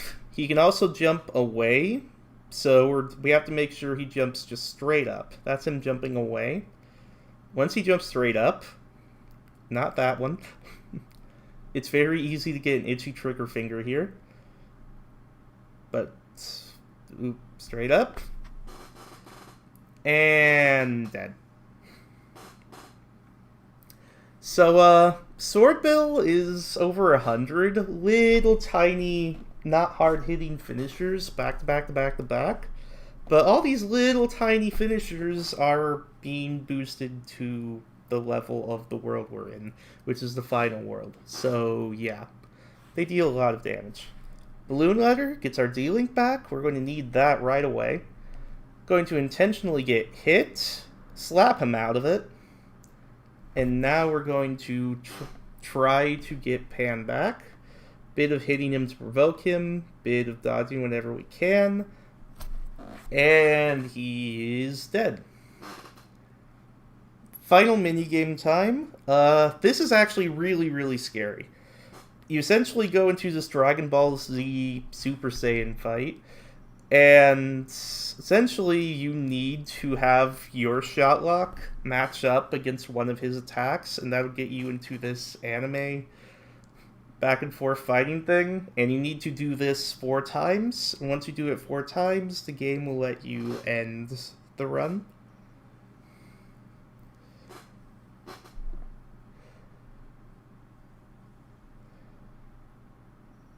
So, one more. Time is when this last ability hits.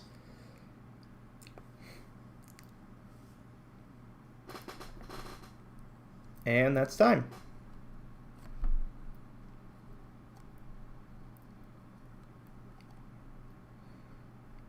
And that is Ventus. On the hardest difficulty. Hello everybody, my name is Pessimist, and this is Kingdom Hearts Birth by Sleep Final Mix on the PlayStation 4. This game was originally released on the PSP in 2011, I think, somewhere around there. And it's been ported to PlayStation 3 and then the PlayStation 4 with all of the remakes and remasters and whatnot. And this is going to be a run of Aqua. There are 3 playable characters in this game.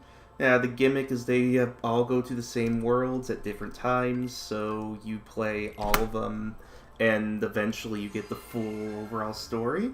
Aqua is the fastest speedrun, and the most popular speedrun, generally speaking, of the 3 characters. And a lot of people just like Aqua. You can probably see why your appearance why. Anyway, you're coming up at the start. This is Orbs. This is your tutorial level for all 3 characters. All the characters have to do this. We're just trying to mash orbs together, make them blow up quicker. And we're going to take this time to kind of explain how the game operates. You can see in the bottom left that you have what's called commands. And we have 3 of them right now. Commands basically are your abilities in the game, like what you'd expect in a normal RPG, your spells, your attacks, like your items, everything like that in this game are called commands. And you select them, obtain them, and put them in what's called command deck, where you use it. If it's a spell or an ability, it goes on cooldown, then you can use it once it's off cooldown. Right, and so you can, these commands actually level up along with the character. So the more you use commands, the more enemies you kill, the commands level up, and then you can combine those commands into stronger commands. So a level 2 Blizzard and a level 2 Blizzard can make a level 1 Blizzara, which is a stronger version of that command. And you can use that to make more complicated things, so like a strong thunder spell and a fire dash can make a surge of thunder, that sort of thing. Dealing's pulling down gravity, I'll get to that in a minute, but essentially, you also see the meter in the top left of the command deck. You see commands and you see a big old blank meter. The more you attack, the more this meter builds up. If you attack with just normal basic attacks, you're going to get a basic finisher. If you attack with certain commands, you'll get what's called a command style, where it changes the whole way that you attack, and it gives you unique finishers based on those commands and everything like that. Aqua is very unique in that when she uses magic commands to build up that meter, she gets into a command style called Spellweaver. And Spellweaver is insanely powerful, as we will get to. First real big menu of the game is we're going to be buying some Blizzards and a Sleep, all for fights later on. And we're going to equip that and equip EXP 0. This is critical mode, so it's the hardest difficulty in the game. And this is on level 1. Level 1 is actually the fastest way to play this game. Like, every level 1 speedrun is faster, except for Terra. Because Terra, it's just harder to deal damage in general. But level 1 has an ability attached to it, as I get into Spellweaver here. Where Jackson... I'm sorry. He has an ability where every single finisher, when you have EXP 0 equipped, is going to be leveled up to the level of the world that you're at. So essentially, every single hit that is of a finisher variety is going to do a lot more damage. And Spellweaver, the finisher where you spin round and round like you just saw me do, every single one of those hits in the Spellweaver counts as a finisher. Meaning that every single time Aqua is spinning around, you are getting a buffed up... buffed up damage to whatever the battle level of the world is, which means Spellweaver A is going to shred through things because it has a lot of different finishers attached, and B is going to become stronger and stronger the further we get through the game because it's based on world levels. And you can just see how much damage it does to this first boss because of the way EXP0 works and how much just damage it does overall.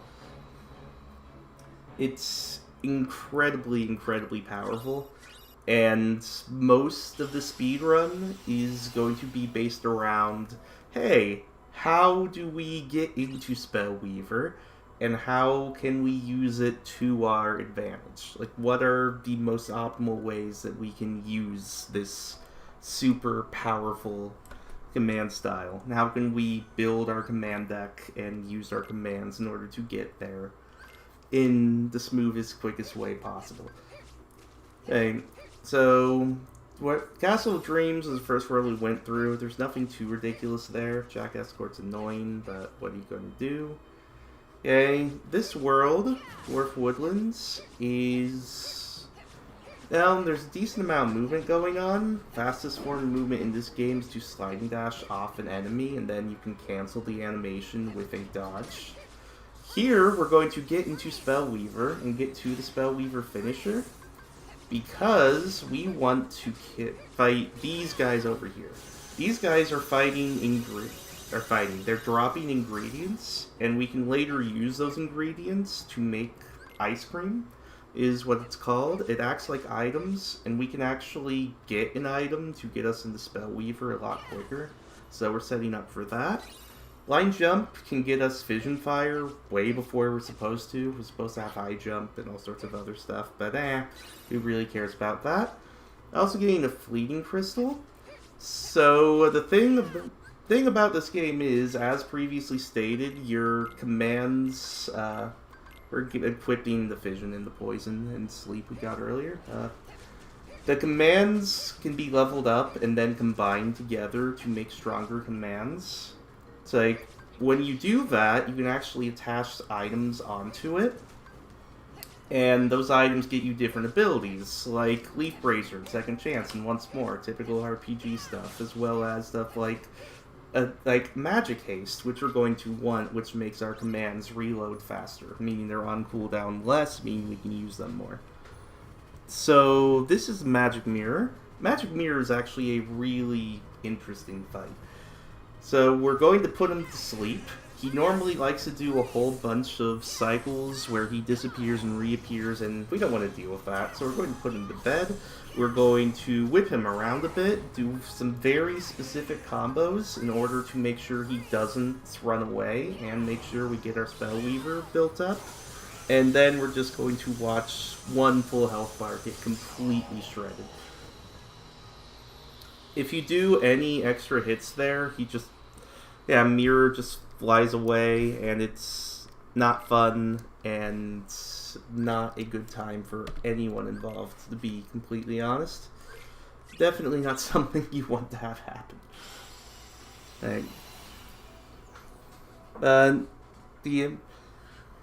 The other things I haven't really talked about yet is you've seen me use D-Link a couple times. D-Links replace your commands with commands based on characters that you met. The ones we've used is Terra. That's really all you're going to see in this run. Is we'll use D-Links for movement, where D-Link can pull us to the ground and just make gravity not exist. And we don't really use a lot of the other unique abilities that it has. Most other BBS runs do, but Aqua, you just don't really need it. You deal enough damage as is. So, Fission Fire doesn't, in the sleeps, we're done with them. We don't need them anymore. And now we're going to get our main way that we're going to deal with mob fights, with big swarms of enemies in this game, is Magnets and Thunders. If you've ever seen a Kingdom Hearts 2 run, they work in kind of similar ways. You'll see that in a minute. So, interesting use of D-Link here, just so we can get our sliding dash. Gravity's an illusion in this game. You can kinda just go where you want. The thing about gravity in this game is as you fall down from your jump animation, if you attack something above you, Aqua just goes nuts and wants to teleport to them really, really bad. So we use that to our advantage quite a bit. So here's the magic command. As you see, it's just going to gather all these enemies together, which is great because one, it's gathering all of them together, meaning that our thunder command can just deal a crap ton of damage and hit everything. And two, it also means that the enemies cannot attack us. Because this is the hardest difficulty. We do die in 2 hits, especially to these goons. These goons are really, really terrifying enemies because they attack really quickly and they hit hard. Just 2 hits, you barely have any time to react and you're dead. It's not a very good time. So we try our best to just not deal with that if we can. Try to immobilize them as much as possible. And that's what you're going to see in this next big room too. This scene's unskippable, don't ask me why. But we're going to sliding dash on over here. We're going to... These goons are coming to us, which is good. They can be obnoxious sometimes. And we're just going to do that, make this wave spawn. Now the next wave's going to spawn. We're going to build up our Spellweaver finisher so that we can start obliterating the rest of it. And we have to go through this animation of knocking the pillar down, but we don't actually have to go up there. As I said, gravity is very much an illusion. If you have an enemy above you, like, who cares? Just go where you want. It's not a big deal. Not a big deal in any way. So a few more waves, 2 magnets will kill that one, and these specific combos get me into Spellweaver, as well as make sure these guys don't hit me, which is incredibly nice. And now these guys should jump down into my magnets. We can obliterate all the rest of these guys without much of an issue. And that's what a good Goons fight is. There is a chest in this room before hitting this lever that we defy gravity to get to that in a marathon setting I would grab because it has a item that we need to meld once more in order to not die in endgame. But, you know, world record runs gotta go fast. One thing you'll notice here is I'm going to go on my way to kill these guys.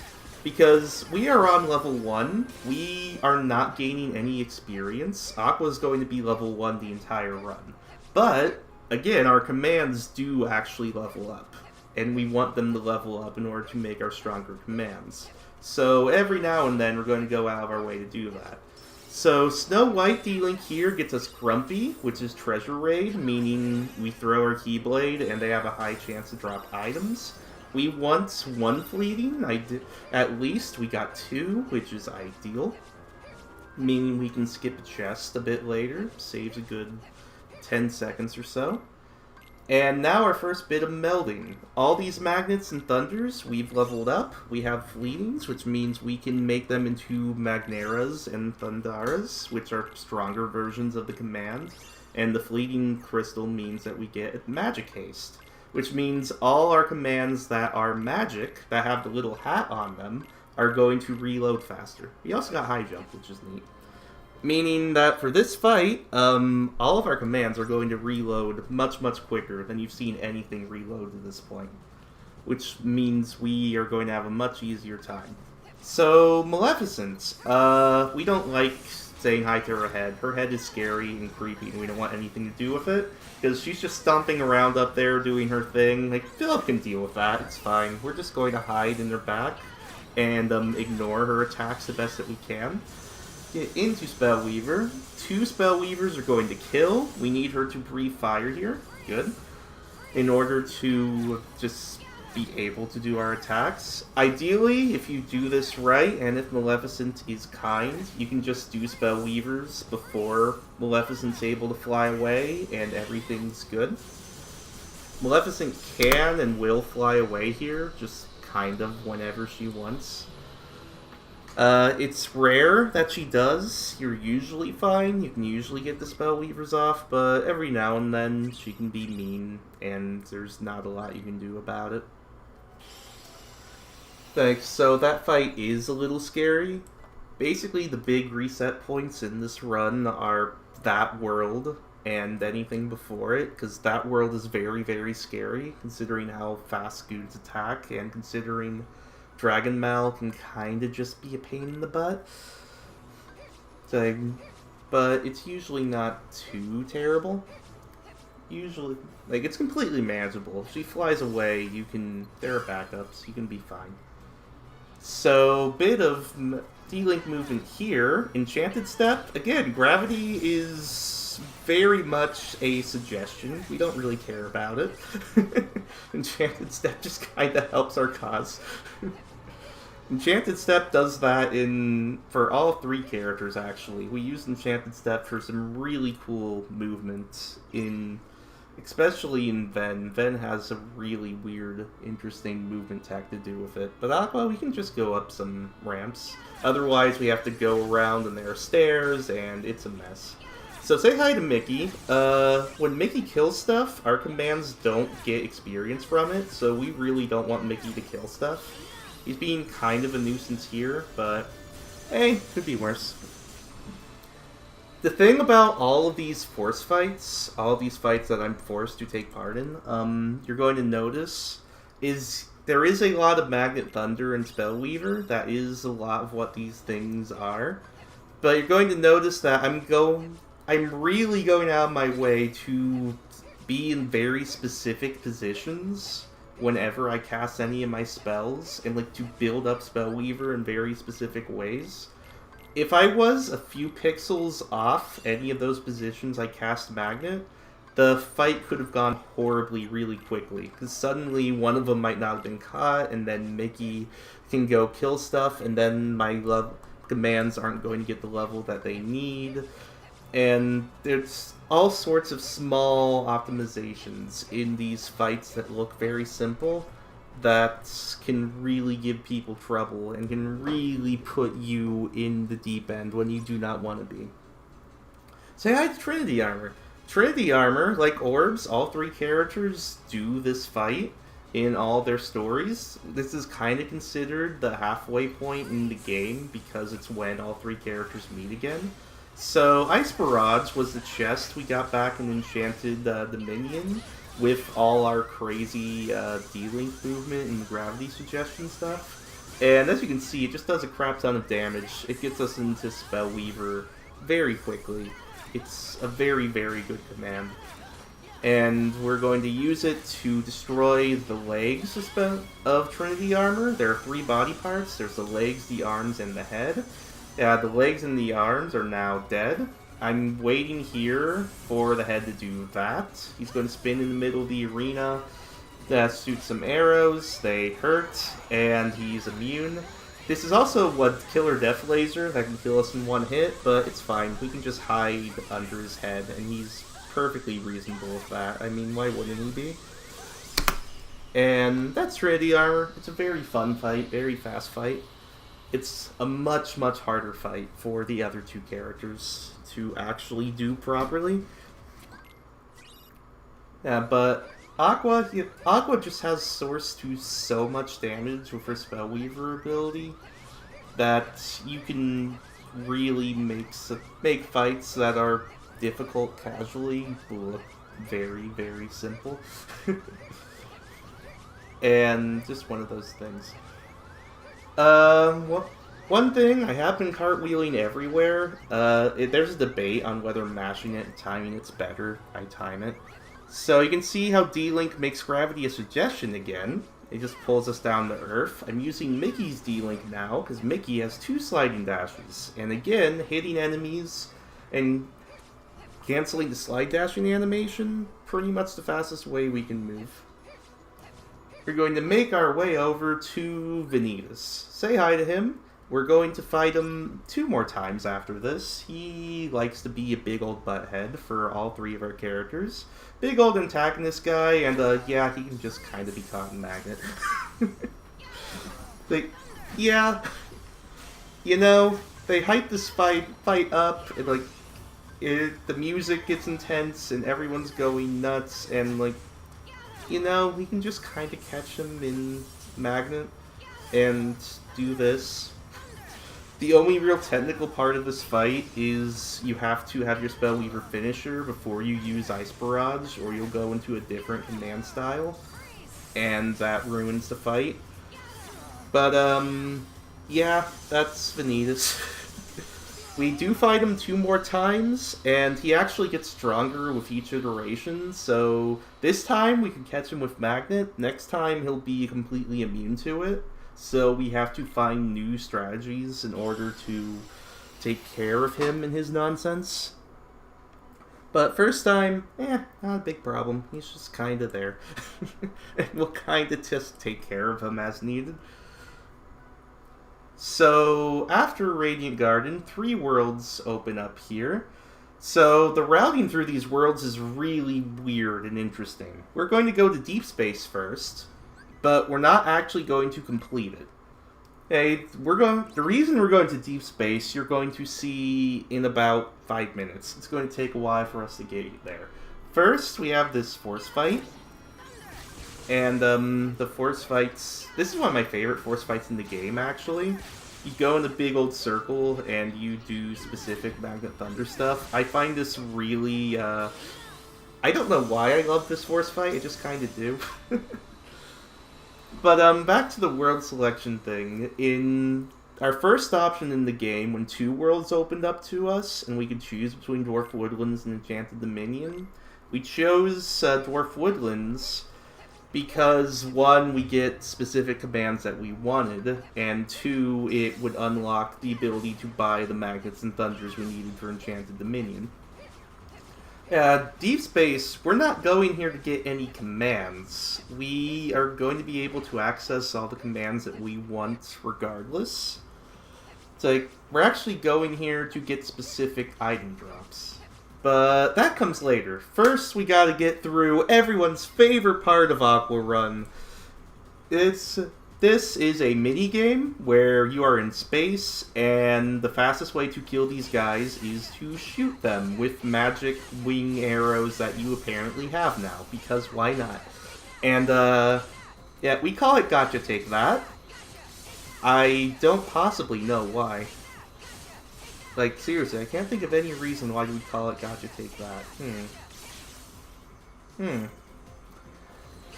Anyway, this fight really sucks, because it takes away our abilities. Our only way to heal is to kill one of these guys and pick up their health drops. And as you can see, when they hit you, they hit like trucks. 2 hits and you're dead. So, I started out going to the side of the arena and trying to just get away from them. So I ended up going more towards the middle because A, it's faster if you're able to do it, just because it's faster.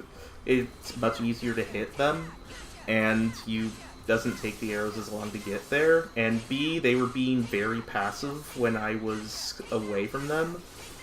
The ideal scenario that kind of plays out is you go towards the side of the arena where you're more safe and you can't be back-ended and caught from behind by these guys. And they come to you, and you can kind of shoot them while they're coming to you, but that's not really how it played out. Like, so this force fight, see these little jellyfish enemies? Yeah, they suck. They suck a lot. As you can see, they attack really quickly, and they hurt. They really, really hurt.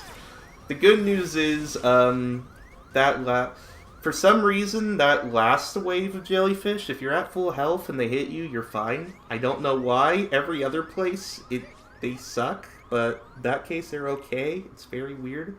Also, sorry about the ringing in your ear. That's kind of what we gotta do. So, last force fight before we figure out why we're here in the first place. We're going to Ice Barrage these floods to spawn the wave that's right in front of us. That's convenient. Then we're going to get rid of them. This will spawn the next wave. There are 2 spinners on either end. We're waiting for them to get caught in Magnet, and now we're just going to blow up everything, including the stuff that spawns afterwards. You'll see that we have a lot of magnets placed in specific positions where we know stuff will spawn in later on. so that they'll get caught and we can get things easier. Like I said, we're not going to finish Deep Space. We're done. Now, the reason we came here in the first place is because we're going to teleport back to the room we just did that force fight in. Because there are now going to be enemies in the back of this room that give us ice cream. And as I said earlier, we want ingredients to make ice cream, so we're going to get all sorts of ingredients here. The reason we do Deep Space first, and do this now, is because that's a 100% spawn rate for those enemies right now, if we do it this way. If we do it other ways, it becomes a 40% chance that they spawn, and suddenly there's RNG involved, and yeah, that's not stuff we want to do. So we're going to get our ice cream ingredients and go to Olympus Coliseum. And this is going to start with a force fight that's all about knowing where the enemies spawn in and being able to take care of them. Really just do the best of our ability. It's like, they're spawning all over the place, and you gotta know exactly where they spawn in order to make this work, and the end looks really cool if you do it right. The end is so easy to screw up. Because ideally you can kill them with the Spellweaver. Just the Magnet and Spellweaver, and that's it. Oh, and the reason we went to Olympus is we're just going to turn around instead of doing what the story wants us to do. And there's more ice cream. There's a whole bunch of more ice cream. So we're going to get all this stuff. And now we're just going to kind of do what the story wants us to do for a bit. The main reason we're doing any story stuff here whatsoever is because all these Magnets and Thunders we have that have been great and loyal to us for so long, we're about to get rid of them. So, but we do want them for 10 rounds here. Called that because there are 10 rounds of enemies that we have to beat up. And we want the Magnet Thunders to help us deal with that. So we're going to take care of that before actually making our ice cream and changing the complexion of this speed run really significantly. So, bunch of Magnets, bunch of Thunders. I'm not using the Spellweaver finisher because any animation that continues on after the enemies are dead, you have to sit through it. So if I use a Spellweaver, the Spellweaver animation's like 10 seconds. So I'd be wasting a bunch of time watching Aqua spin around instead of being able to do anything. This wave's sketchy. Watch the mandrakes. Like, they're about to fire at you every time. It's consistent that you can get there before they do, but it scares me, like, every time I do this. One thing I should mention is you'll notice I have the starting Keyblade, and I've been getting new Keyblades throughout this whole run, and I haven't equipped any of them. That's because with EXP0 equipped, the change in Keyblades just don't do anything. You do the same damage no matter what your Keyblade is with EXP0 equipped. So, we just don't change it. This wave, we used to just do Spellweaver, but again, you have to sit through that animation, and that's slow, so just smash out the magnets and hope they don't kill you for it. And that's really all there is to that. So, biggest and hardest menu in this game, I'm going to sell a bunch of commands that I no longer need. And then I'm going to buy a Cure, a Esnua, 3 Ignites, and a Barrier. I'm going to do that. We're going to tell Phil, see ya. Like, no reason for us to be here anymore. Will take place in your stupid tournament finals later, bud. We go to Disney Town for our first time, and Huey, Dewey, and Louie over here are like, oh, you got ingredients. Here, we made some ice cream for you. Like, the ice cream involved Fabricadabras, and we love Fabricadabras. Because they're items that we put in our command deck. And first, let's talk about Barrier and Esnua. Gets Renewal Block. The magnets together get a Magnica, which we only want for once more ability. The Renewal Block in Magnica means we get second chance and once more, which means we get hit by any combo in a boss, we're not going to die, basically. We can survive at 1 health through any crap that they throw at us. So, this is Fruit Ball. It's 3 minutes of volleyball back and forth. basically. I'll use this time to explain what I was going to explain with the Fabras. So we equipped 3 Fabricadabra slots in our command deck, and whenever you use a Fabricadabra, it fills up your gauge to get into a command style instantly.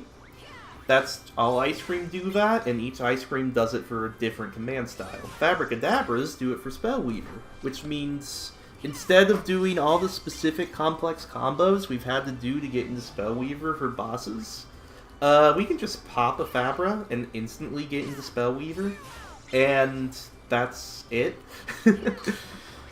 And suddenly things got a lot easier, and for us, and we can get to the finisher a lot quicker. And it's going to completely change up how this run goes from now on, because we've basically set the objectives we've done to this point have set up what's essentially a boss rush. Like, we're going to go to Deep Space, kill a boss, go to Olympus, kill a couple bosses, go to Neverland, run in circle and kill a boss, and then go to the last world and kill a couple bosses. Like, the whole... After the 3 minutes of unskippable fruit ball nonsense, the whole run is very much this boss and this boss and this boss and this boss, go, go, go, go, go. And since we can get the Spellweaver quickly, we have our ways we're going to deal with most of them. The other commands that you should know about is we've got 3 Ignites. We're going to use that a lot. Ignite is a basic damage over time ability. It's you use the ability, it hits something, it does a set amount of damage over time. They do not stack on top of each other. Only one Ignite actually has effect at a time. And essentially, Ignite's just a really, really good ability because it has that set amount over time thing. Which means that it does the same amount of damage on beginner as it does on critical. And since we're on the highest difficulty, and most of our sources of damage are nerfed in some way, having a source of damage that's the exact same as on a lower difficulty is like, hey, this is really, really good. So we will use that for some of our bosses. We also still have Poison from all the way back in Dwarf Woodlands, specifically for the boss immediately following this, because he's not damaged by Ignite. Poison's another just damage over time ability. Yeah, set amount of damage, all that fun stuff. And our next boss isn't affected by Ignite, which is typically a better damage over time. So that's our setup for all of that. We also got Renewal Block, which means if we block something, we recover HP based on the amount of damage we would have taken. So instead of taking damage, we can just heal by blocking damage, which is incredibly useful, especially since we live at 1 HP for most attacks now. So really good. It means that our survivability has gone up a lot. So Disney Town's done. We need to go back and complete our worlds. Back to Deep Space we go to the one part of the world we haven't seen yet. Yes, gravity is an illusion in this game, but we still have to play their gimmick zero gravity stuff in this room, where gravity is literally an illusion. It literally doesn't exist. But, yeah, some basic platforming, sliding dash save sometime there. Nothing too exciting. And now we're off to fight Space Whale. So, Mr. Space Whale over here, like I said, he's immune to Ignite, but he really doesn't like Poison. The Fabras get us into Spellweaver instantly, along with the Finisher instantly, and, yeah, we can just kind of start wailing on him. And you can see how much damage Spellweaver does now that we're in a higher battle level world. So, I'm trying to move away from Gantu so that he does the shooting thing again. He didn't. He just charged at me a couple times. I don't really know why. That's not how that's supposed to go, but it's fine. It's fine. Perfectly reasonable. Also, Stitch was kind of mean there, but yeah. Ideally, Stitch just shoots at him all day, every day. But still, 2 Spellweavers typically kill. Nothing too ridiculous. Deep Space is now done, and we need to go back and get to our tournament finals that we earned by killing a bunch of Unversed. That means that we get to fight Zack from Final Fantasy VII and Crisis Core. Hi Zach, how you doing? That game is on the PSP too. I'm assuming that's why he's here. Anyway, Ignite. That looks scary when he dives at you, but you can pretty consistently get into the Spellweaver, and it looks cool when you do it. So, one more time. 2 Spellweavers equals death. And that's really all we have to say about him. I think he's the only Final Fantasy character we meet in this run. Like, I forget if he's the only one in the game or not. He probably is. I forget. Anyway, Hades. So we have to fight Hades and Ice Titan at the same time, who in the first Kingdom Hearts were both separate bosses. And this fight sucks. So we want Hades to go away from us at the start. He did not, meaning we have to deal with his bad RNG nonsense. And ideally, we're trying to get Spellweaver to hit both Hades and the Ice Titan at the same time, which we're doing an okay job of here. The ideal fight is you kill both of them in 2 Spellweavers. That's very, very difficult because Hades likes to run around and likes to not get hit by the Spellweaver in a lot of instances. And meanwhile, Ice Titan's trying to stomp around, and if you let Hades go and let him do too much, he can do an attack where he goes immune and shoots fire everywhere. And yeah, it's a painful fight, and it's a lot of RNG you have to deal with, and it's a run killer. That is definitely for sure. Like, it's really, really a pain in the butt. So, I'm going to try and do some movement here where I sliding dash off the totem pole. It's fine. If you hit the totem pole, it acts like an enemy. It's cool, but you know what? It's fine. It's not that important. So, Neverland, the story in this world is literally we go around in circles. There's not even anything that happens. Aqua lands, she meets Peter Pan, and they're like, hey, we got this treasure map, let's go find a treasure, or whatever. And they literally go in a big old circle. And you end up in the exact room that you started in. The only thing that happens at all is Aqua gets an ability to do what she's doing off these pixie duck orbs, except on her own without the help of the pixie dust. Which, whatever, we don't use it in the speedruns unless we're doing all stories, so whatever. Don't really care. Some defying gravity nonsense here. Get a bunch of sliding dashes to go across the best we can. We can instantly get on that orb and that orb, which are both cool. And last menu of the game. Poison, we don't need you anymore. Get an Ignite and sliding dash. We need a cure now, because these last few fights can get pretty sketchy. And so the sliding dash doesn't really save much time at this point, so be safe. Don't be sorry. And there's the double flight we get, and we just made one big circle back to the start. Yay! Okay, so Vanitas 2. So, again, Vanitas gets stronger every time we fight him, so Magnet's not going to work anymore. Spellweaver still works pretty well, though, but we need him to do a certain attack for us to do that and do it effectively. How his AI works is he's going to flinch whenever we hit him with any of these ignites. We need him to flinch 10 times. When he flinches 10 times, that's going to activate his AI to be like, oh, the player got me to a certain point. I'm going to do my super amazing, devastating dive attack. And we want him to do the super amazing mega dive attack. Because when he does this, as you can see, he can teleport out at random and be a real nuisance. Meaning our Spellweaver would miss most of its shots and do basically nothing. But when he does a super amazing awesome ground attack, well, Spellweaver just kinda does its thing.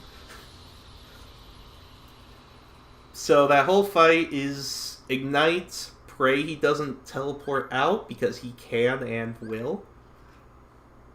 And that's kinda just what you gotta deal with. And it kind of is what it is. And so now we are coming on the hardest world in this entire speedrun. And really nervous about my mysterious tower here, guys. Like, this is a really hard world. There's so much going on. It's so complex. Like, just... I'm going to need a serious moment here. Okay. Cartwheel. Good. Now left. Cartwheel. Good. We're done. That's not even the world. It's not even a thing.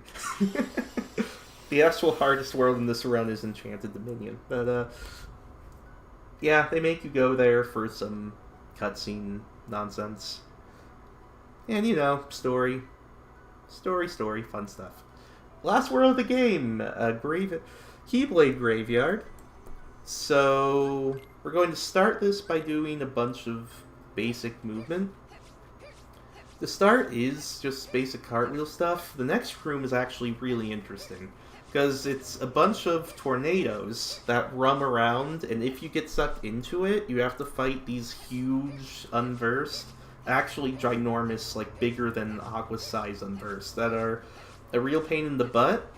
But if you go near the tornado will chase after you, and if you go near another one, the tornado that was chasing after you will stop and have the new one start. Meaning that you can just kinda blitz by all of them, because none of them get enough start going in order to actually catch you. Meanwhile, if only one of them pursued you at a time, you'd be kinda screwed. So, that's some nice, interesting movement there. In the original release of this remake, in the Japanese version, the tornadoes were like super ultra fast and you couldn't dodge them at all. And it made the Japanese version kind of suck, but that's been patched, so we're good. Say hi to Brig! He's clearly not Zigbar, not at all. And we're not going to kill him with Spellweaver, because we met our good friend Peter Pan back in Neverlands, and he gave us a D-Link, which is going to have a finisher called Swordbill. Basically, when you block attacks in the air, anything that hits back at Brig here is going to fill up our gauge a lot faster than anything else we can do.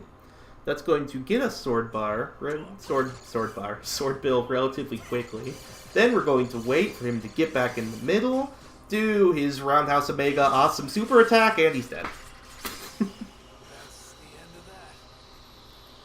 Yeah, Swordbill is basically over 100 really small finishers that do not a lot of damage. But since every single small finisher is being boosted by EXP 0 to the battle level of the last world, every single small finisher that shouldn't be hitting him for much is hitting him like a truck. Now for Final Vanitas. This fight's scary. We're going to start by getting into Spellweaver and get Mickey to protect us and hit him a little bit. That diving attack that Vanitas 2 did, based on hit value, this fight's still based on hit value. At certain hit values he will dive, and that's the best chance for us to Spellweaver. He just iframed through half my Spellweaver, I don't know why. Basically, pretty much any attack he does is going to put you at 1 HP, and you have to be prepared. But essentially there is a hit value that forces him to dive at certain points, but the hit value is really hard to keep track of because Mickey's doing hits and you're doing hits, and the amount of hits I did means that he goes in the middle first instead of second, which I'd rather him do, and there's a lot of crap going on of how much I can hit him, how much I can get away with. Typically 3 Spellweavers killed, but he iframed through it, meaning that he's still alive. Meaning that I'm kind of going into desperation mode here, and praying that enough will hit to kill him, and time is when it fades to white. And that's Aqua on the hardest difficulty. That's it. We get to see the in-game time, which is kind of close, which is kind of cool. And yeah, it's... like, that final fight, there's a lot of crap going on, and it's very hard to explain everything. Basically, you want him to dive, and you want to be ready to Spellweaver when he does, and you want to use Renewal Block to heal yourself whenever you can. But, yeah, it's a very fun run. It's very fast. You have that one break a little bit in with Fruit Ball, and otherwise it's a non-stop entertaining thrill ride. Really cool category, really interesting run.